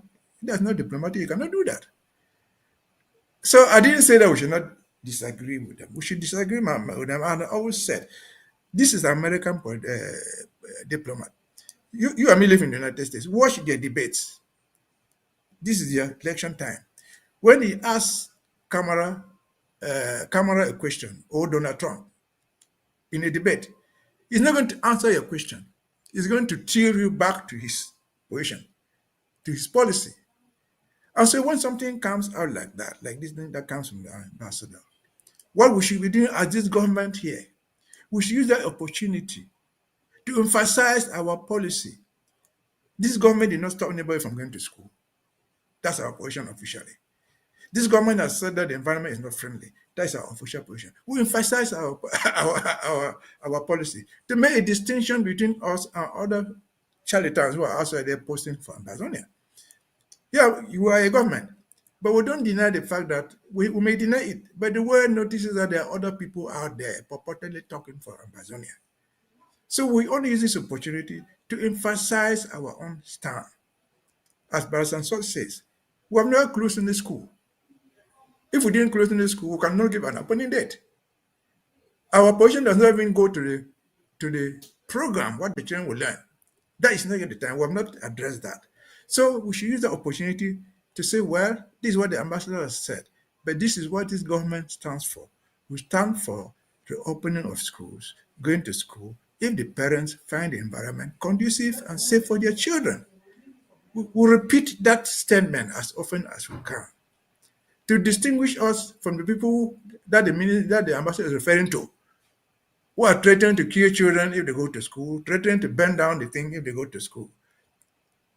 And that is why, for example, last week when they were changing this date, this so-called lockdown date, they could change their lockdown date. But the only mistake was they made it seem like they were changing the lockdown period to coincide with the opening of school, that school should not go on. That was in contradiction to our policy as a government. That was where they made the mistake. And so, again, if you're asking me, I've never said that we should not disagree with them. No, they are not going to speak one word after the other with us. They are going to speak in their own language. And where we find a distinction, we should only use the opportunity to expand. We already have a standing policy. We will use that opportunity to expand on our stand. So that if he did not understand, which he understands, he will know this particular group, this is their position. He will distinguish us from other groups, because there are many other groups that whether we like them or not. We have to distinguish ourselves with our own policies. That's all what I've been saying. I wonder if I'm properly understood. And over to you. Thank you very much. And I really appreciate. Yes, I'm going to give you the mic, Barrister Fru, I'll give you the mic. Let me comment. I really appreciate the fact that you have taken out time to make this comment. Barrister Fru, please, you may want to react. I have the press statement issued by the U.S. ambassador. I have it right here. And listen to me very carefully. For the 8 years of this conflict, no ambassador has talked about school resumption. Can you forward it to me so that we can have the people see? Yeah, put the statement out there. That would be great. It's on Twitter. The platform that we have Twitter on. I don't know how to, but let me read it. The U.S. Embassy condemns all forms of violence against civilians, and we are deeply concerned by the recent incidents and threats in Cameroon's northwest and southwest. We have been throughout in the southwest, northwest, and southwest regions, as we have been throughout this crisis. Moreover, as classes resume in the coming days, we cannot forget that every child has a right to an education. Schools are sanctuaries for learning, and children must not be prevented from attending classes.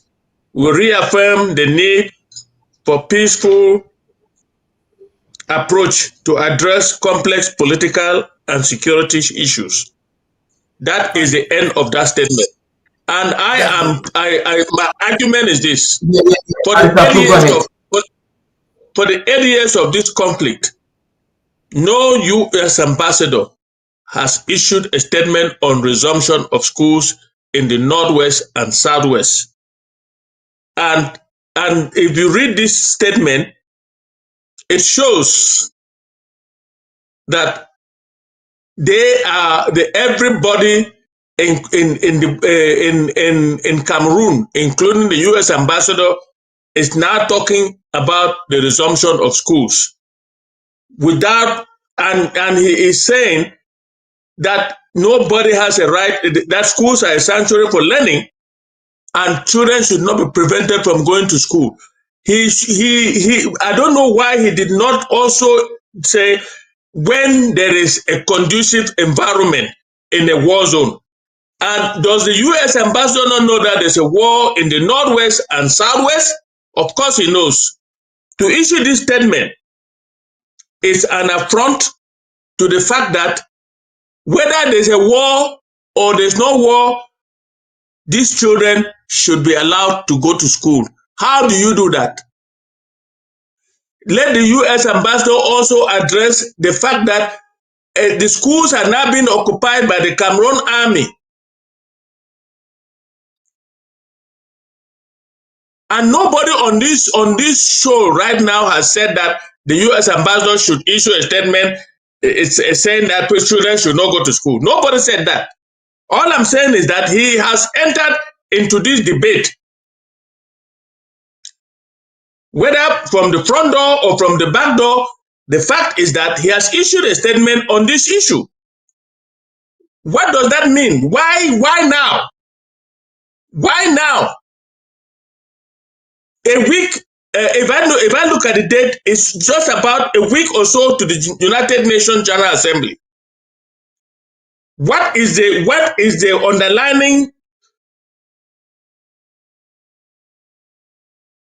underlying reason for this press statement? We as a government of the Southern Cameroon Ambazonia, we have not issued any statement. We have since 2019 given the position of the government as far as schooling is concerned in a war zone, letting the parents take charge of what in their own environment where they live. All the schools in the whole of Ambazonia, in all the villages, that is the statement, in all the villages, and this statement has made Mimimifo, who is a Republic agent, to insert the issue of separatists preventing children from going to school in this statement. If this statement did not come out, Mimimifo would not have an opening to insert the separatists inside. Why this year? Why now? That is the issue. Paddy, let me just say something. I think we should take a bit of time. Leave the statement there, please. We should take a bit of time to discuss it because it's important for people to understand it. Put the statement up there again. It's just 4 sentences. Yeah, I'm gonna put it. Go ahead. We're gonna talk about it. Yeah, I have my. Because I said in my own statement, you see, an ambassador or a stranger is not bound to say things in your own words. I want us to deal with what he also, Mbeseha, you've said this a couple of times. Also, we are not bound not to criticize him the way we feel emotionally. No. Because that's what you're trying to say. Because you're trying to caution the way Ambazonians react to when politicians are politicizing on the freedom of a people. To me, our action is out of place and misplaced. Put the statement there. I'll let you read one sentence after the other and see where we agree or disagree. As simple as that. It's a short statement. It's not a question of the statement. It's the fact that they issued that statement as far as school is concerned. Why this year? Well, you ask a question. Why now? Let me answer. Yes, because the topic now, even in Ambazonia and Cameroon, is school resumption. And so, bring it down a bit.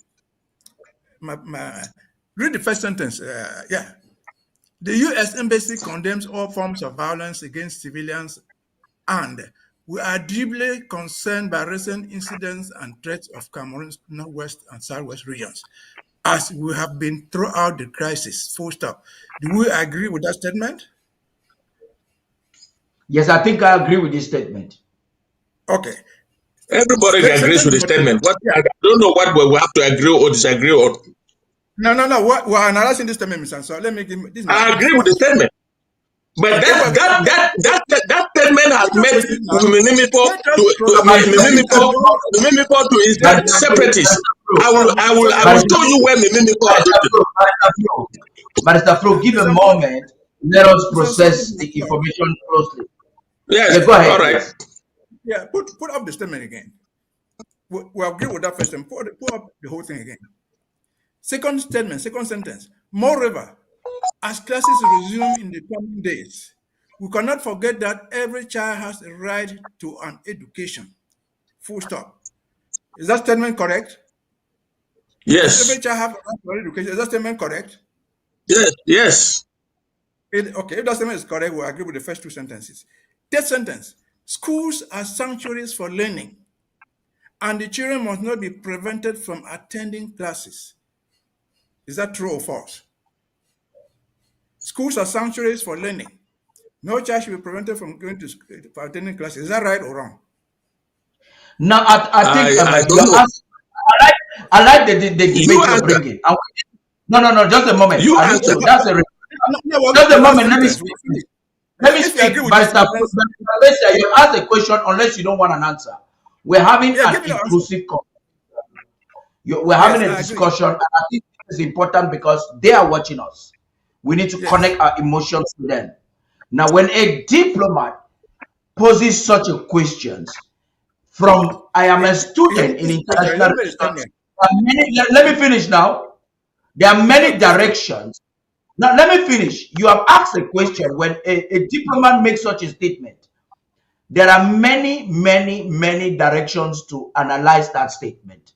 And we must not be bound to be civil with this diplomat that has certain levels of authority to question Cameroon's bad behavior on the ground. You must understand that an ambassador is the full representation of a nation in a country. Well, now, when an ambassador in Yaoundé let me finish, but Mbeseha, can I finish? You're not saying what I said. Let me finish. I'm going to analyze it, and I need to give a preamble before I analyze. Now, when an ambassador says that schools are sanctuaries for learning and children must not be prevented from attending classes, that statement is ambiguous. It is very ambiguous. It does not take into consideration that there's a war zone, that there is a war going on. That statement is a total, it's in alliance of Cameroon's, it's a very dirty political statement because it is in alliance with Cameroon's claim of a normalcy. Because if schools will actually just go normally, with unabated, listen, we are talking about a situation where there is crossfire between armed men or Ambazonian State Army and the colonial forces. And the Cameroon Army. And even Cameroon proxies. And Cameroon has killed students many times so that to paint Ambazonia bad. This statement does not consider the fact that we at a time like this, we will require that bodies and organizations will seek for Ambazonia to become a buffer zone. If they are so interested in having Ambazonians go to school, how difficult, like the president asked last Wednesday, how difficult is it for them to declare a buffer zone? They have done this before. They have done this in many other parts of the world. Or to ask the United Nations UNICEF to declare a buffer zone for schools, for the safety of schools. Because this is a political statement that does not. It's a very dirty statement. It's a very dirty statement because it does not take into consideration that these schools are located in a war zone. Well, okay. Barrister Mbeseha wants to speak. Barrister Mbeseha, speak. Yeah, this is my point. Schools have closed.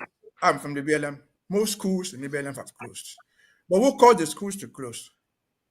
Who prevented the schools from opening in the BLM? It was not even the Red Dragons. It was the government. So when it says people should not be prevented from going to school, I've come here many times and said, look, even the schools that were still there, the government prevented them from opening by transferring the teachers away. So it depends upon what now you're talking from. Let me finish, please. My own understanding is this. You may disagree with me. If schools are not going on in Ambazonia, in particular because of the war, who has caused schools not to go on? To me, this is my view. You may disagree with me. It is the government. We have just a few Yes. sanctuaries. We were just discussing the on segment where the government is bringing soldiers into a Palestinian school in Nigeria. I would say that's not a safe environment. Is it Ambazonia bringing soldiers into classrooms? Certainly not. In my own area, where we have schools, just any other place, teachers all moved out. They ran away with their children. They didn't run away from the Red Dragons. They ran away from the bombing by the government.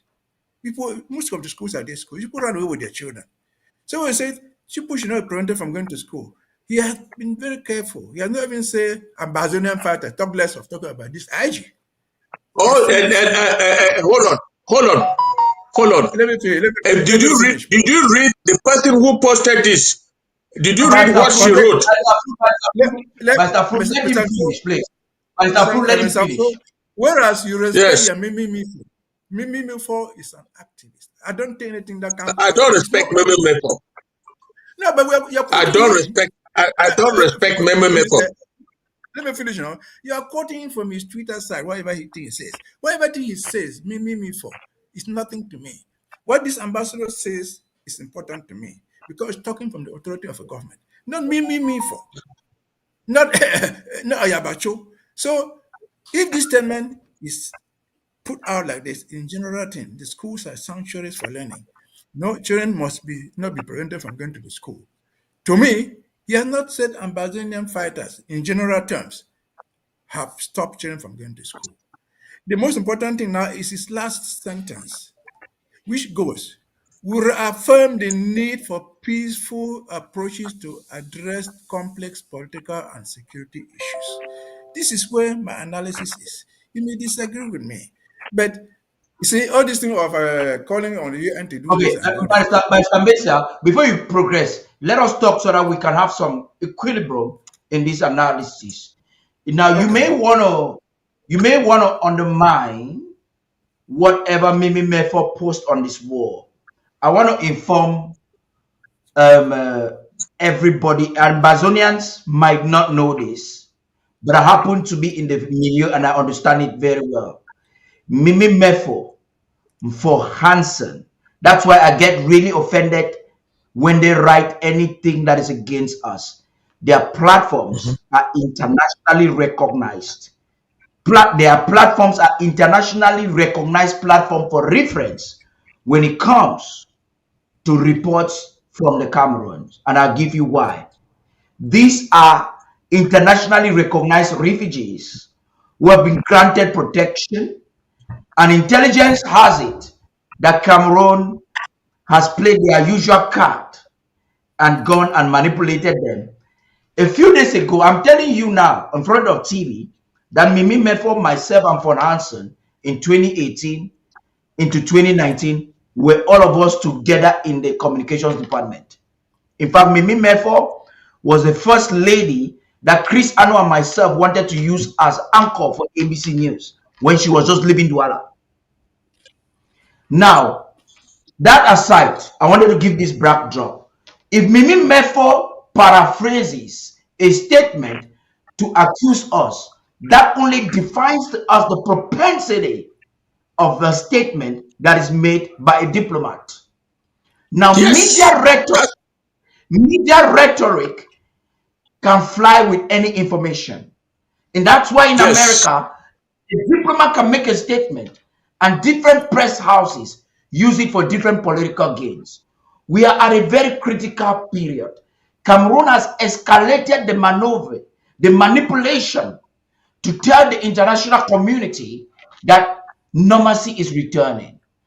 It is unacceptable. It is unfair for the people of the Southern Cameroons to have the ambassador of a country that has told Mr. Biya to come for a negotiated settlement, and Biya has despised it.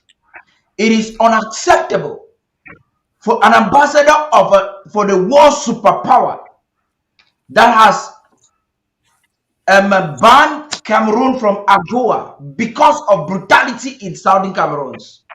For him to now make a statement, the concluding statement is another political statement, because this particular sentence, schools are sanctuaries for learning, and let me read that statement again. Schools are sanctuaries for learning, and children must not be prevented from attending classes. Who is preventing children from attending classes? You can't say that during a war situation. There is war. The children's life is at risk. I would think that he should be more concerned about the current insecurity than those or whoever is preventing. There are those who are using schools. Schools have been used not just in the Saudi Cameroon. I was following the news. It was used in Afghanistan. It's been used in Palestine. It has been used in all the wars that America has fought. Schools have been used as a method of resistance. We started resisting by shutting down schools in 2016 when we did not have weapons. So his statement, that statement is political because it does not even neutralize the effect of the preceding statement. That's a major concern. So we need to communicate this emotion. I agree with you that the statement is political. But my thing is this, which you have refused to understand. We take that statement, just that last sentence, the school is a sanctuary for learning. People should not be prevented from going to school. That's a universal right. Why can't we take the positivity out of it and use it to analyze the situation? Just as you and me have done here. It is sanctuary. But can children sitting in the classroom with soldiers be considered a sanctuary for learning? No. That cannot be a sanctuary when soldiers are sitting on the bench in Aziri or in our place. See, we're analyzing the same thing, but taking different approaches. The ambassador has put, you have just every statement in that, those 4 sentences are all heavily loaded with politics and diplomacy. They weigh their words carefully.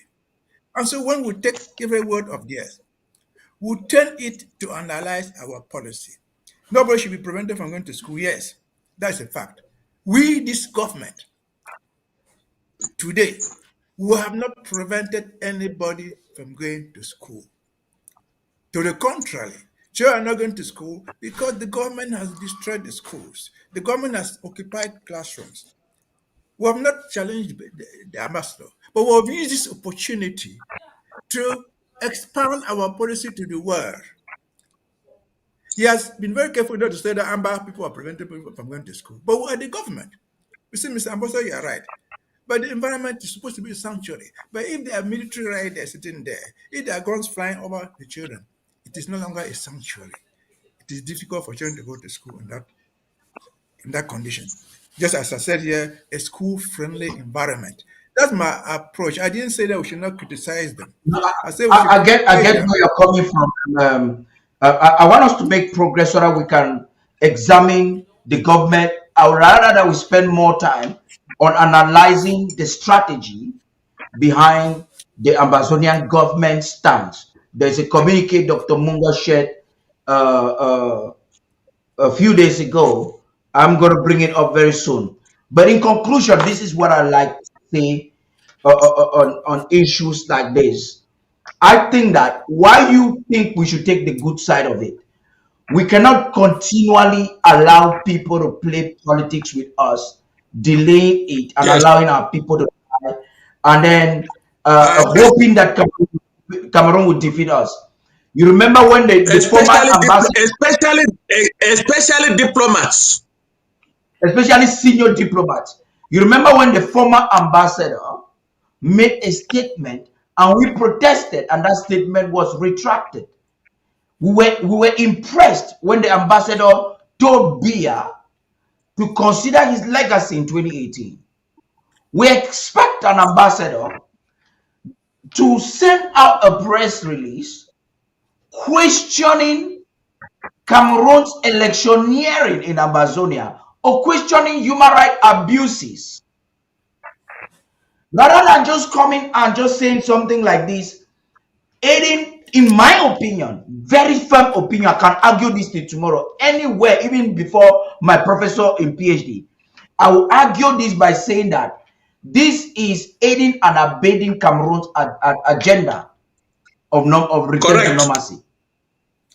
Though he's trying to be moderate, but if he says this, you see, a Cameroon proxy media has just told us the advantage of this document to them with their tweet, and that's a concern. So moving forward, we have, from our perspective, we think that he should do better. So, but what is the government strategy? And that's what I want us to look at. It's something very important that we cannot continuously undermine. What's the government strategy on this? This is the government's communique since 2019, and Dr. Munga signed this document, and I would applaud him for doing so. It says, our stance on school resumption since 2019. This is an official document.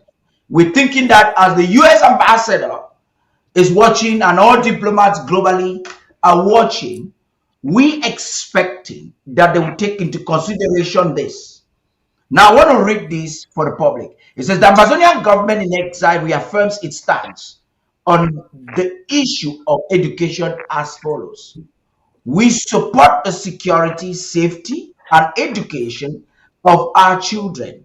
We therefore advise parents to assess the security situation before sending their children to school anywhere in Southern Cameroon.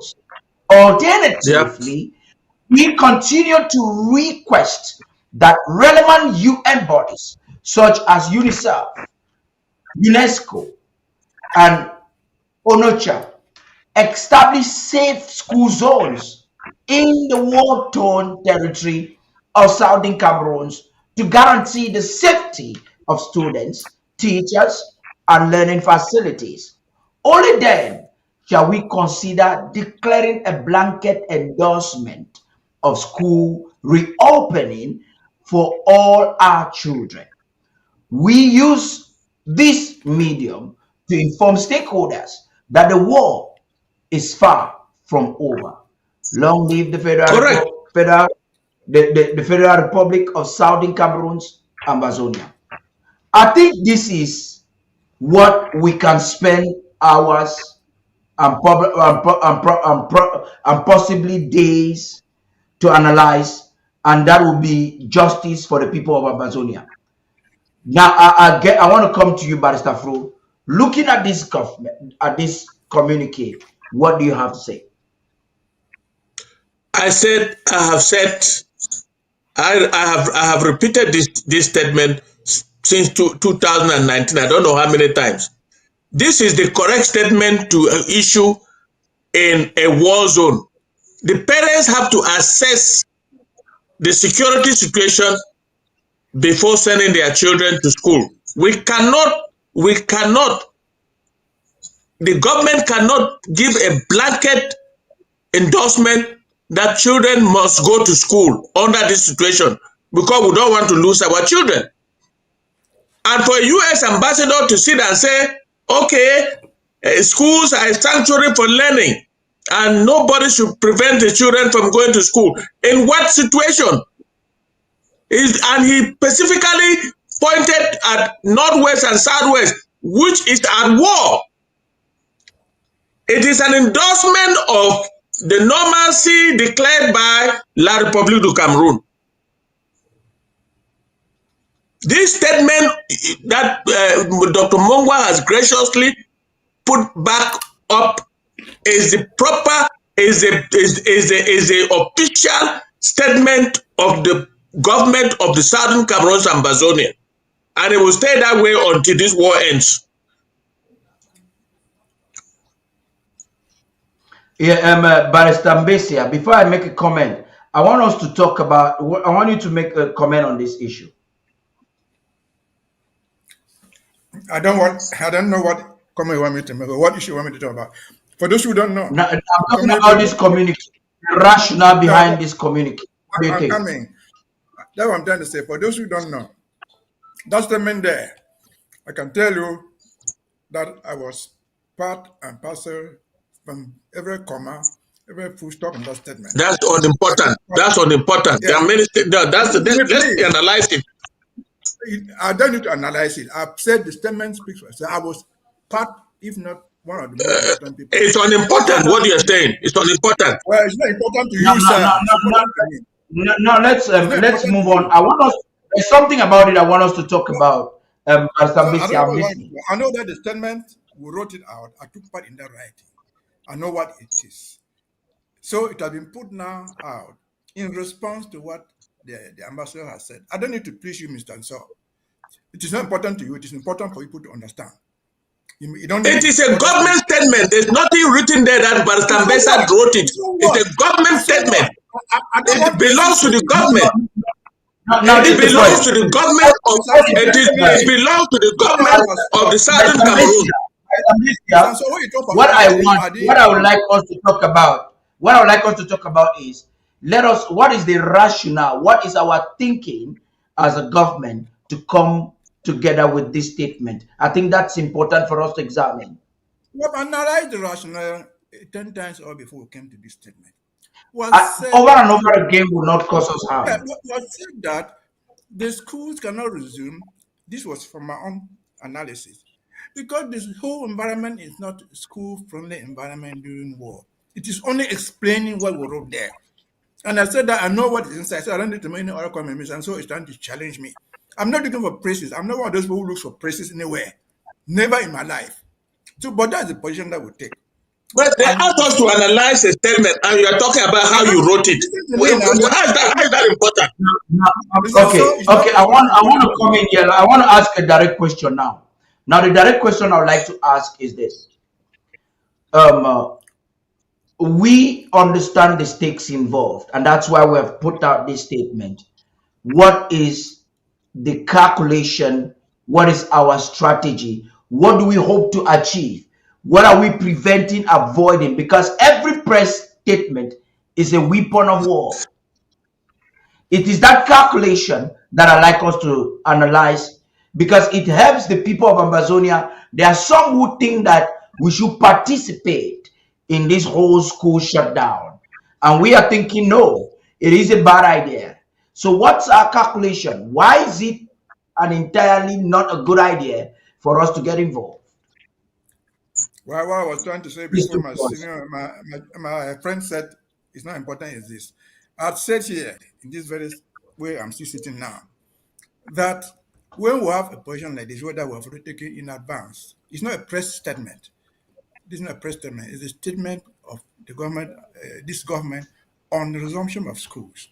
And I've said it right here, that whatever the ambassador says, or any other person in an official capacity says, we use the opportunity to tell the world what our position is. Dr. Mongo put out this thing to show the stance of this government vis-a-vis school resumption. He put out this thing in reaction to what the ambassador said. I don't know why Mr. Nsoh thinks that is not important for me to say that I took part in this drafting. So I don't need to comment on this statement. I only need to tell you that what he has put out tallies with my position. We use this thing, whatever the ambassador says, I don't care about your me for, whatever she is. Whoever puts out the statement, it's me for her, put out her own statement. I would tell that she was so important for us to respond to her. We'll put out this very statement and say, well, me for. That's your stand. This is the position of this government. I've not sought to own it, Mr. Nsoh. I don't care. I've not sought to own it. I'm not the spokesman. I've simply sought to explain that. But that was your opening statement. Yeah, I was. Your opening statement was how you wrote it. I don't need to comment on it because I was part of this. I was part of the drafting. None of us, we have worked in so many documents. None of us owns any government statement. Forget about that. But just take it as homework. That Mbeseha is not one who want to take credit personal for anything. Never in my life. Yeah. But whatever is important thing, Paddy, my approach is this. It is a good statement. We have put it out there to counter what the ambassador said, and whoever might want to say something, even including your so-called me for. This is our official position on school resumption, signed by the communication secretary. Full stop. We can take time explaining what do we mean by this in the statement. We can do that. But we don't need to be quarreling with me for, no matter what platform she has, because there are thousands of people who have their own platforms. We don't need to go picking quarrels with them. We'll explain our position as it is. And this is our position. What is the anger there? That I said that I took part in the drafting it. I did took part. No, I take the I think platform. that is gone. Barrister Mbeseha, don't belabor too much on that. Let's not get distracted of this very important aspect. So the people of Ambazonia who are watching us globally and particularly at the home front should understand where the government is when it comes to school resumption. I think it's only this government who is thinking in this direction. And we started by explaining that it's not safe. You saw the report of Star Smart that is showing how schools are being militarized. So parents should take very great note of this. The Ambazonian government will not be liable if your child is trapped in a crossfire. In a crossfire. In a crossfire. In a crossfire, the government of Ambazonia will not be liable. There are guns. There is Ambazonian State Army there to counter any move by either Cameroon or their proxies. And any one of the bullets can pick your child. So beware and be warned. This statement has a silent voice. And that silent voice, I'm saying this out of love for those who want to listen, that just stay safe and stay alive. So we're going to move on. Let me say something. Now, no, before you move on, one statement. Please go ahead. It is important for the world to know that we are a government in exile. We are not on the ground to provide security for our children. Therefore, this statement has transferred the government's responsibility to the parents to assess the security environment. Because if we were on the ground, we will not issue this kind of statement. Because it will be a failure on the part of the government to issue this kind of a statement. This statement presupposes that since we are at war and the government is in exile, we are not in a position to provide the adequate security for our children to go to school. Period. This is amazing. So I want us to come back into something quite important, which is going to be the last portion of our conversation today. And it has to do with the lockdown ahead of the UN General Assembly. We will have to conjugate that together with the chaos that is ongoing in La République du Cameroon, and it would appear that the football wing of that government, of that nation, is presenting a very strange, a kind of a strange resistance that has never happened before in that country. And some observers are thinking that it is a time bomb because there'll be repercussions and many things. So looking at those challenges in the corridors of power, the lockdown of Ambazonia, and whatever propaganda Cameroon is trying to present next week, what do you have to say, Barrister Fru? I'll begin with you and then I'll come to you, Barrister Mbeseha.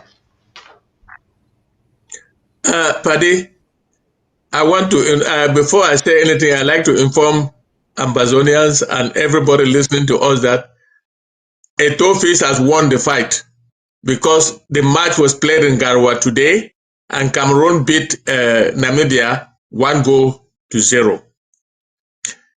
Having said that, the lockdown that we have declared is timely. It's timely because it is a message or a letter we're writing to the United Nations General Assembly to say It is time for you to intervene and stop the genocide that is going on in southern Cameroon, perpetrated by La République du Cameroun and France. It's a very powerful statement given by the population of the southern Cameroon, Ambazonia, to the United Nations, telling them that this week that you are meeting, we are sitting down and not doing anything. We are sending a message to you through our consciences that you should stop the genocide that is going on in southern Cameroon and force La République du Cameroun to a negotiating table. That is a message. That is a message. And also to the ICC to ensure that they complain that the southern Cameroon file at the ICC should be activated and acted upon to stop these war criminals from continuing their actions on the vulnerable people of the southern Cameroon.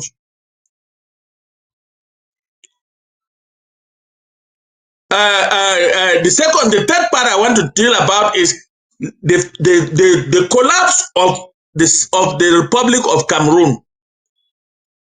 Cameroon now is divided into three main conflict-prone zones.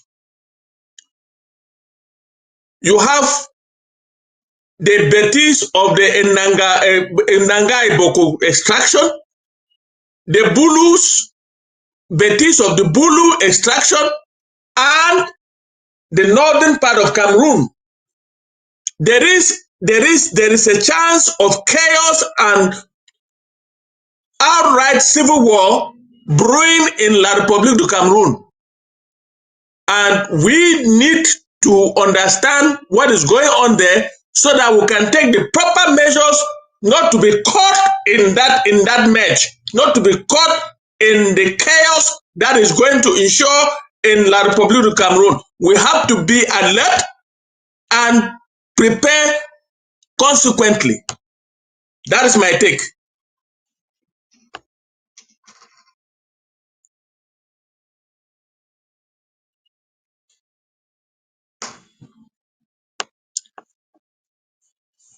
Paddy, are you there?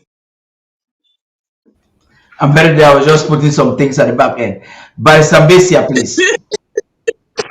I think I was actually watching and enjoying, and I forgot that I'm producing. Yes, Mbeseha. let me deal with the football saga. You see, looking at it on the face of it, what is Eto'o fighting with for? What is the conflict about? We think it's just about football. It's not football. The issue is money. And what are they fighting for? The issue is Cameroon's unwillingness to respect even its own laws. They're saying this, Eto'o doesn't have the right to do this. He has the right not to do this. Who can do this? It is all showing the lawlessness in which they exist. They cannot even respect their own decrees. They cannot respect laws that come from their own parliament. Not because they want to disobey them, no, because of the financial interest involved. The Ministry of Sports is in charge of all sports, volleyball, everything you call sports. It's not fighting over volleyball. It's not fighting over handball. It's fighting over football because football comes with a lot of money. They're fighting who will manage that money. It's purely financial. Because if you just with Namibia, you find them, they are going to hire a coach, for example. That's the beginning of the crisis. The coach is going to earn some money. They got an agent who will hire the coach for, say, for example, 100 million, and he will take 20 million, things like that. The minister is involved. He has to get his expedient. They come to this very Namibia thing. If you saw the communique yesterday from the Ministry of Finance, there's a budget for the game. The Secretary General of the Presidency says, send the money to the Ministry of Sports. The Minister of Finance said, no, I'm not sending it to the Minister of Sports because there's a budget line to be managed by Fika Food, 2.5 billion, which is what they're using to pay people, high hotels left and right, high bosses that belong to the wife of the minister. So it is money at stake. It's not so much football. It just shows the level of corruption and the degree to which they have sunk. It's not football, it's money. They're fighting who owns what in terms of money. Mali Kumbe, as you have said, in this, at the beginning of this segment, we're talking about Ambazonian lawyers, Ambazonian this and that, intellectuals. The Minister of Sports is a professor, agrégé in law. She's director of sports, she's another professor. These are highly educated people to attain that level of professorship and by their own standards, agrégé. And they are violating the laws with impunity. And what did they say? Everywhere they violate the law, say, okay, the president has ordered us to do this. High instructions. There's no law that high instructions. So bottom line, the football thing is not football. Whoever wins the football match is not important. The important thing is what each person takes back home from the management. Their pedants, when you fly to go to Garawa, you're paid. So the delegation that is flown to Garawa by the minister is paid. He had a station allowance for that. The delegation that is flown there by the Fika Food is paid. The hotels are paid. And they don't go to every hotel. You bargain to have them in your hotel. The bosses are paid. So it is money which they are fighting over, not football, not sports. That's the bottom line. Then we'll come to our own. What was the question that concerned us? What was the last thing you said? I'm talking about the lockdown, this chaos that is there. But that Fru has zoned the three major conflicts. Yes, I've said that. I've had it. Yeah, go ahead. I've had the opportunity many times before to say here, if there's anything that we can do to draw international attention to our crisis, it should be done. I'm not against lockdown, but let it be done strategically. Let it be done in such a way that we don't contradict ourselves. The thing that went wrong with this particular lockdown was that they had said lockdown from the second, which everybody understood. They decided to change the date, and they were changing it on the second when some people had started enforcing it. I think going forward, we should try to avoid those strategic errors. Lockdown, any other thing is good, but we should be very, very strategic. We should also be sure that the lockdown, whatever message you send out there, does not contradict the official policy of this government. Because we're a government. That statement, I said it before, that statement declared the lockdown give the impression that they were making the lockdown to counter school resumption, which is not our policy. Again, I said yesterday in the APP meeting, we'll have to learn from those errors. We'll move forward and avoid the errors from occurring again. Because the most important thing is where you learn from the mistake, not that the mistake never occur. It will always occur, but we have to learn from it. And so, again, if there's nothing we can do, including lockdown, that will draw the attention of the international community to us, if we can, I'm all for it. But let us do it strategically, tactically, that will benefit from it more. Our people, who are the people on the ground, executing these things will not be in any confusion if we try to avoid contradictions. Over to you. That's amazing. So for Ambazonians who are actually watching this program at the home front, the information we have for you, the news we have for you is the lockdown started today, and therefore you're called upon to stay home. You're called upon to stay home. Monday, it would escalate. Tuesday would escalate. And why? The state army has been ordered to wipe up any defaulter. You would have yourself to blame if you choose by any method to defy it. Let me tell you, those who Cameroon is promising that they will protect you, let me tell you what will happen. They will be the first to kill you and to say that we would have done it. But I can tell you with no fear of contradiction that the state army will wipe you They have been ordered not to, they don't have barracks to arrest. They will not arrest you. They will wipe you if you opt to defy the lockdown. But Fru, you may want to, you wanted to say something. Yes, I just wanted to clarify something. The change of the date was necessitated by a security, by an intelligence that the security situation permitted us to do the change. If you look at what you just put up when Gabonese was was talking, it's right here. Ambazonia is facing an imminent security threat. So Yeah. there was an emergency meeting to change that date for strategic reasons, security strategic reasons. And therefore we cannot say that in the future, because we are in a revolution and it's fast moving. When a security situation props up, this government has a duty to act immediately. And that's what happened for the change of the date. Thank you.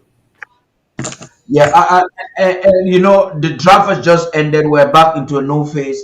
But the president is calling for draft redemption, which I think we have seen what the federal government was able to achieve from this year Yes. through the Yes. federal government draft.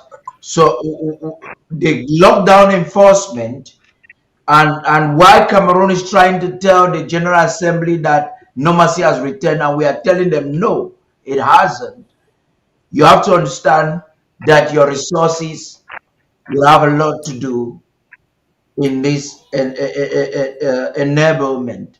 Maybe Barrister Mbeseha should start with that in conclusion as we talk about federal draft redemption, after draft, what is expected of all the counties that have been drafted. And then we will outline for you some of the projects we have before for October 1st and how you can participate with us. Let me begin with you in conclusion, Barrister Mbeseha. You give your final statement before we hear from Barrister Fru. Well, I think I said earlier when we just started this discussion, there's no end to draft. The draft will end when the war ends. And in fact, will be transformed into a tax. So we must draft. The first phase has taken a break. We will continue to draft and let people complain, they are right. There is donor fatigue. People get tired of those things. But really committed people don't get tired. We'll continue to draft. This is not the first draft I've said. Remember, we have MTT. That was a form of draft. Whatever thing that one did, the war did not end. We evolved into this and we multiplied several times the thing. The draft will continue. But again, people say, I heard someone say yesterday in the APP meeting, the more action the people see on the ground, the more encouraged they are. We can only promise that our ASA would use the draft in the best way they can to encourage people at home to see the need for it, to encourage donors to continue the draft and to draft and to draft until the war comes to an end. What has pushed up to this point for the past 7 years has been the draft. If somebody tells you that those guys are just fighting there and getting wounded and not being treated, it's a lie. A soldier is wounded, he has a snake bite, we have to treat him. We need a cutlass, we buy it with money. We need a spear, we don't make spears, we buy those things. And so money is actually important. The little that you can provide might not be the joker, but it contributes to the joker. So contribute. The draft is on. It is just on a break. I don't think that has ended. The brush is taking the draft is taking a break, and will come back stronger, drafting better and bigger and bigger. And so we should be encouraged. From what we see so far, up to this point, I think Yaoundé did not believe we could get there. As Mr. Nsoh said, we are at the entrance. We don't know what happens to Yaoundé tomorrow. or next month. It is the draft that will take us through because we will need our boys to go to Buya and take over control, to move to Bamenda or to any other urban place and send away the criminals who are occupying us. That will need money. We will not walk on foot from Bengui to Bamenda, either in Bengui. They will not walk on foot from Manfe to Buya, either in Manfe. They will need to ride cars. They will need motorbikes to do all those journeys, which will depend for now on the draft. Given that we're in exile, we don't have anything to sign in treasury and get money out of it. We'll do it. Let the people do it. Let us be encouraged. Let us not be discouraged in anything that comes Ambazonian. And summarily put, I think I'm right. We are winning this thing, and we're winning big. So don't be discouraged. Don't mind about manipulations. Don't mind about anything. Even they say everything has returned to normal. The ambassador statement still stands. The support, we must go to the conference table and negotiate our way out of this thing. That will still need money. So continue to draft, continue to be encouraged. If there must be lockdown, it should. And as far as lockdown is concerned, it is safer for you, even if you don't like it, lockdown, to stay in your house for 1 week than to risk going up the streets just because you want to show defiance, which defiance might end in your own life or the life of your children. So stay home, keep your motorbike if that's what you do. If you're just a man or woman, stay home for 1 week. That will not kill you, at least for your own safety. And so those things are important. Those parameters are very, very important for us to respect. Over to you. Fru, please. I'd like to take this opportunity to thank Ambazonians for being resilient, and they are financing their own war effort. This is the only country in the world, the only people in the world that have been fighting a war, and nobody, they have no other source of income other than from the population of the people of the Southern Cameroons, particularly our people in the diaspora. I take this opportunity to thank them for the sacrifices they have been doing so far, and we are winning because of the participation of every one of us. No matter how small it is, it has come a long way. The federal government draft has done wonders, and everybody has seen what the federal government draft has done this year, 2024. Therefore, we are looking to see what the county draft that we have just finished will do. It is not much, but if you listen to the president yesterday, he said the counties and the LGA should now prepare for 1st of October. That is our own Independence Day. That is a big day for us. And if we were free, I don't think anybody will go to sleep on the 1st of October. But now that we are not on the ground and our soldiers are on the ground, the counties and the LGA should ensure that they have what it takes to do their parade, to enjoy the day, and to be merry, to know that they have their own country, they are in control of their own country. So I take this opportunity to thank all of us for the draft season. For those who have not redeemed their draft, federal draft especially, please continue to do that because the president will be issuing the last certificates in December. You have this opportunity from now on to redeem your draft if you have not finished your federal draft. It is very important for us to continue this sacrifice. I know there's a donor fatigue, but it cannot affect the very, very, very committed Ambazonians who have given their life, given their whole livelihood to ensure that we are free. We will continue to draft and draft and draft until Ambazonia is free. Thank you very much. That's amazing. I have some very special announcements, very brief and special announcement to make. Right after this music break, I'll be back with those announcements. Stay tuned.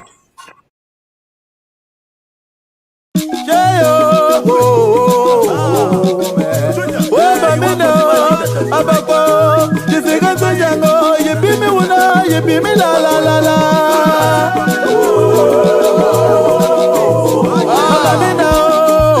Mabamenda, Mabamenda, ayo, Mabamenda, Mabamenda, sweet Bamenda, yeah. Mabamenda, Mabamenda, sweet Bamenda, Mabamenda, Mabamenda, Mabamenda, sweet Bamenda, you want go Bamenda, you enter through Santa, where you met up Akumo. After Akumo, we then a Medankwe. For station, I fit to see Makone. Sing we know, sweet Bamenda, Bamenda, sweet Bamenda, I want go Bamenda, Daddy, Obafuto, Nadazo Bamenda, Balio, Nadazo Bamenda, Batibo, Nadazo Bamenda, Babamenda, yo one people lay, Babamenda, Babamenda, Babamenda, Babamenda, yeah, Bobikobo, follow me down again, follow me down again. Come on, the greedy down again. Oh, some people, oh, I one family, oh, Babamenda, oh, Babamenda, one family, oh, Babamenda, Babamenda, oh, sweet Babamenda, it's a Babamenda, na fine woman, Babamenda, na fine chopper, Yebe Babamenda, sweet Babamenda, yeah. Babamenda, Babamenda, sweet Babamenda, I want Babamenda, Daddy, Babamenda, yeah, Babamenda, Babamenda, ayo, Babamenda, Babamenda, ayo, sweet Babamenda, yeah. Babamenda, Babamenda, Babamenda, very welcome, Babamenda, sweet Babamenda. Make it Lord to Babamenda, yena with the Jenga Janso. Make it Lord to Babamenda, yena with the Jenga Janso. Make it Lord to Babamenda, yena with the Jenga Janso. Make it Lord to Babamenda, yena with the Jenga Janso. Make it Lord to Babamenda, yena with the Jenga Janso. Make it Lord to Babamenda, yena with the Jenga Janso. Make it Lord to Babamenda, yena with the Jenga Janso. Make it Lord to Babamenda, yena with the Jenga Janso.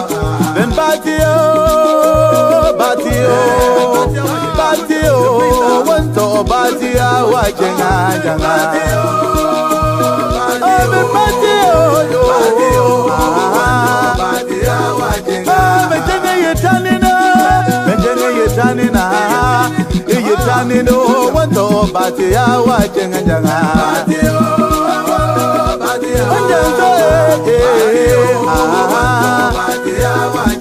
as a Bamenda, are you feeling me? Oh, I'm feeling. Ababa boys, wanna feeling me? If you're feeling me, make you follow me. Oh, wanna follow me to Bamenda? Oh, as a beginner, wanna feeling me? Baba, wanna land me? Oh, Baba, yeah. Baby, say, wanna feeling me? Babanki, wanna feeling me? I say, Wumo, wanna feeling me? If you be feeling me, make it last me. If you last me, I go feeling you. Sheila, do your make it touch me, make I feeling you. If you be feeling me, I be feeling you. Sheila, do your whole last hour. Yeah, I be feeling you for last hour. Yeah, Lord, you are well, oh, Yanabanawa. I love you, well, oh, Yanabanawa. gadale dua jwa bonja dua duna ayena gadale dua jwa bonja dua duna hime alo dua bella ayena banawa alo dua bella ayena banawa ayena gadale dua jwa over you ya wa ayena gadale dua jwa over you ya wa alo dua bella ayena banawa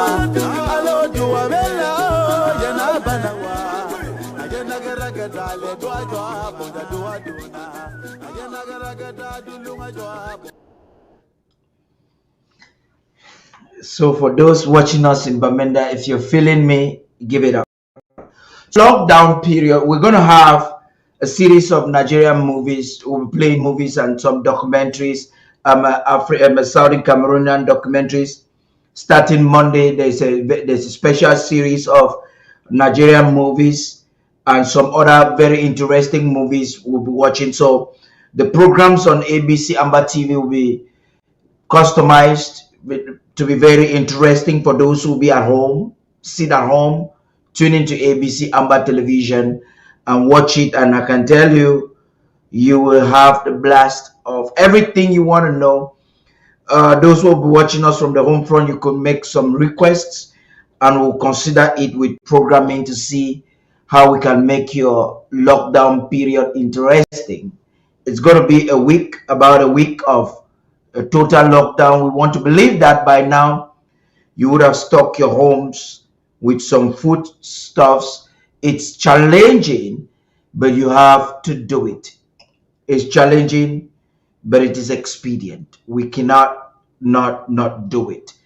Also, 1st October is just a few days away, and the burden resides on ABC Amba TV to make some real things happen. It's an important occasion where we are reiterating our stance.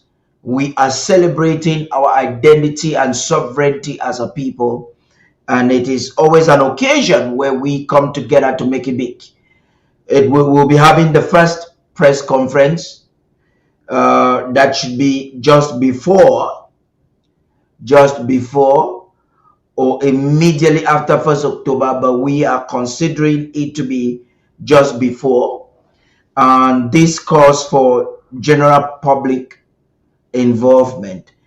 We will be collaborating with government. The president announced during the Amba Peace Plan working session yesterday with stakeholders, something that has never happened before, an international town hall of great excellence, not some town hall with a few people gathering. It's not about Ambazonia. This is an international town hall with international stakeholders, diplomats and men of high profile from different parts of the world coming together to listen to us and to ask questions to the leaders of Ambazonia to express themselves. So these are some of the things that will be happening. We'll be collaborating with government to do some sort of, should I say, a celebration in Ground One with some of to see how we can attend to some of our refugees. And ABC once again has that burden. So we'll be collaborating with the women's department that the collaborations are yet to be established. We'll also be collaborating with HSS. We would want to give them a project and see how they can work with us to do these 3 main projects, to also make sure that we are covering the entire October 1st effectively, doing whatever we must do to make it a very, very big celebration for Ambazonia. So much is happening, and we think that ABC Amba TV, as a pivotal to these activities, will need your involvement now. So we will definitely be calling you after consultation with management. We will definitely be calling you again. Especially, we want to appreciate media warriors, Amba media warriors. We want to appreciate the patrons and all those who turned out for us about 2 months ago. You have done a big job, and the TV is on and alive today because of the big job you're doing. So we are calling on you again. There are some of you who have not redeemed your pledges. It's time for you to do that. If there's any day you have to do that, it's yesterday. So if you have not done it, please try to do it. There are some of you who have not been able to do some of your donations for the past month. We're calling on you to now do it and do it like hastily, because those resources are needed now to make some real big things happen. We are planning something really big. Once that is concluded, we hope to do an official announcement of some of these big activities by the second week or third week before the end of this month. Let's say by mid or maybe the 20th of this month, we'll be sending out publicities of something really big. It's a chain of activities that will also be as a portion of our celebrations. With that being said, I think we've had an interesting conversation this evening. It was a heated debate in the studio. The people of Ambazonia had to communicate their emotions to the ambassador and to the world. We cannot be at a time when our people are dying and diplomats are expecting us to be civil with their political statements. People are dying and people are dying. And we have to take, if anything matters in this world, we believe that Ambazonian life do matter. And we expect stakeholders to take that seriously. But in that end, it's been Tapa the King with Ambazonia this week. Until next week, bye-bye.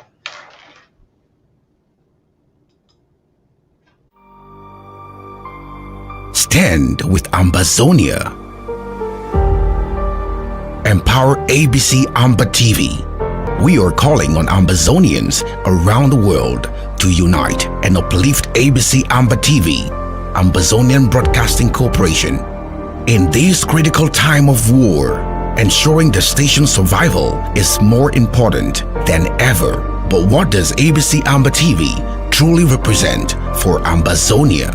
At the heart of Ambazonia's war of independence, ABC Amba TV stands as a beacon. Years of recolonization, annexation, and French Cameroon's oppressive occupation of the southern Cameroon's Ambazonia have led to our exclusion. Our identity was hidden, our history distorted, our sovereignty denied. Queen of England is aware that the British Southern Cameroons were never a colony under France. Since its inception in 2018, ABC Amba TV has been our lifeline. Months of diplomacy have failed to resolve the crisis as fear grows over an imminent Russian invasion of Ukraine. Our work in the dark is our chance to tell our stories to the world, to give voice to the voiceless and broadcast the truth of our struggle. We are serious about executing this revolution. It has become a vital arm of our government in wartime, making diplomacy achievable and showcasing our untold stories. ABC Amba, you guys know how important ABC is for this, our quest for international recognition. Your donations can make a world of difference. Every bit of support helps keep our stories alive, our presence known, and our fight in the global conversation. The moment they notice that we are no longer on air, they think that, oh, maybe La Republic has succeeded. This is about Ambazonia. One thing we must always remember. Where would we be without ABC Amba TV? Let's ensure we never have to find out. A revolution is a temporary state of insanity to bring about sanity. Mobilize, donate, stand with Ambazonia, donate to ABC Amba TV. Together, let's write the next chapter of our history. It is better to light the candle than to curse the dark. Support ABC Amba TV campaign. Ambazonia Independence, voice for the voiceless. Mobilize for change.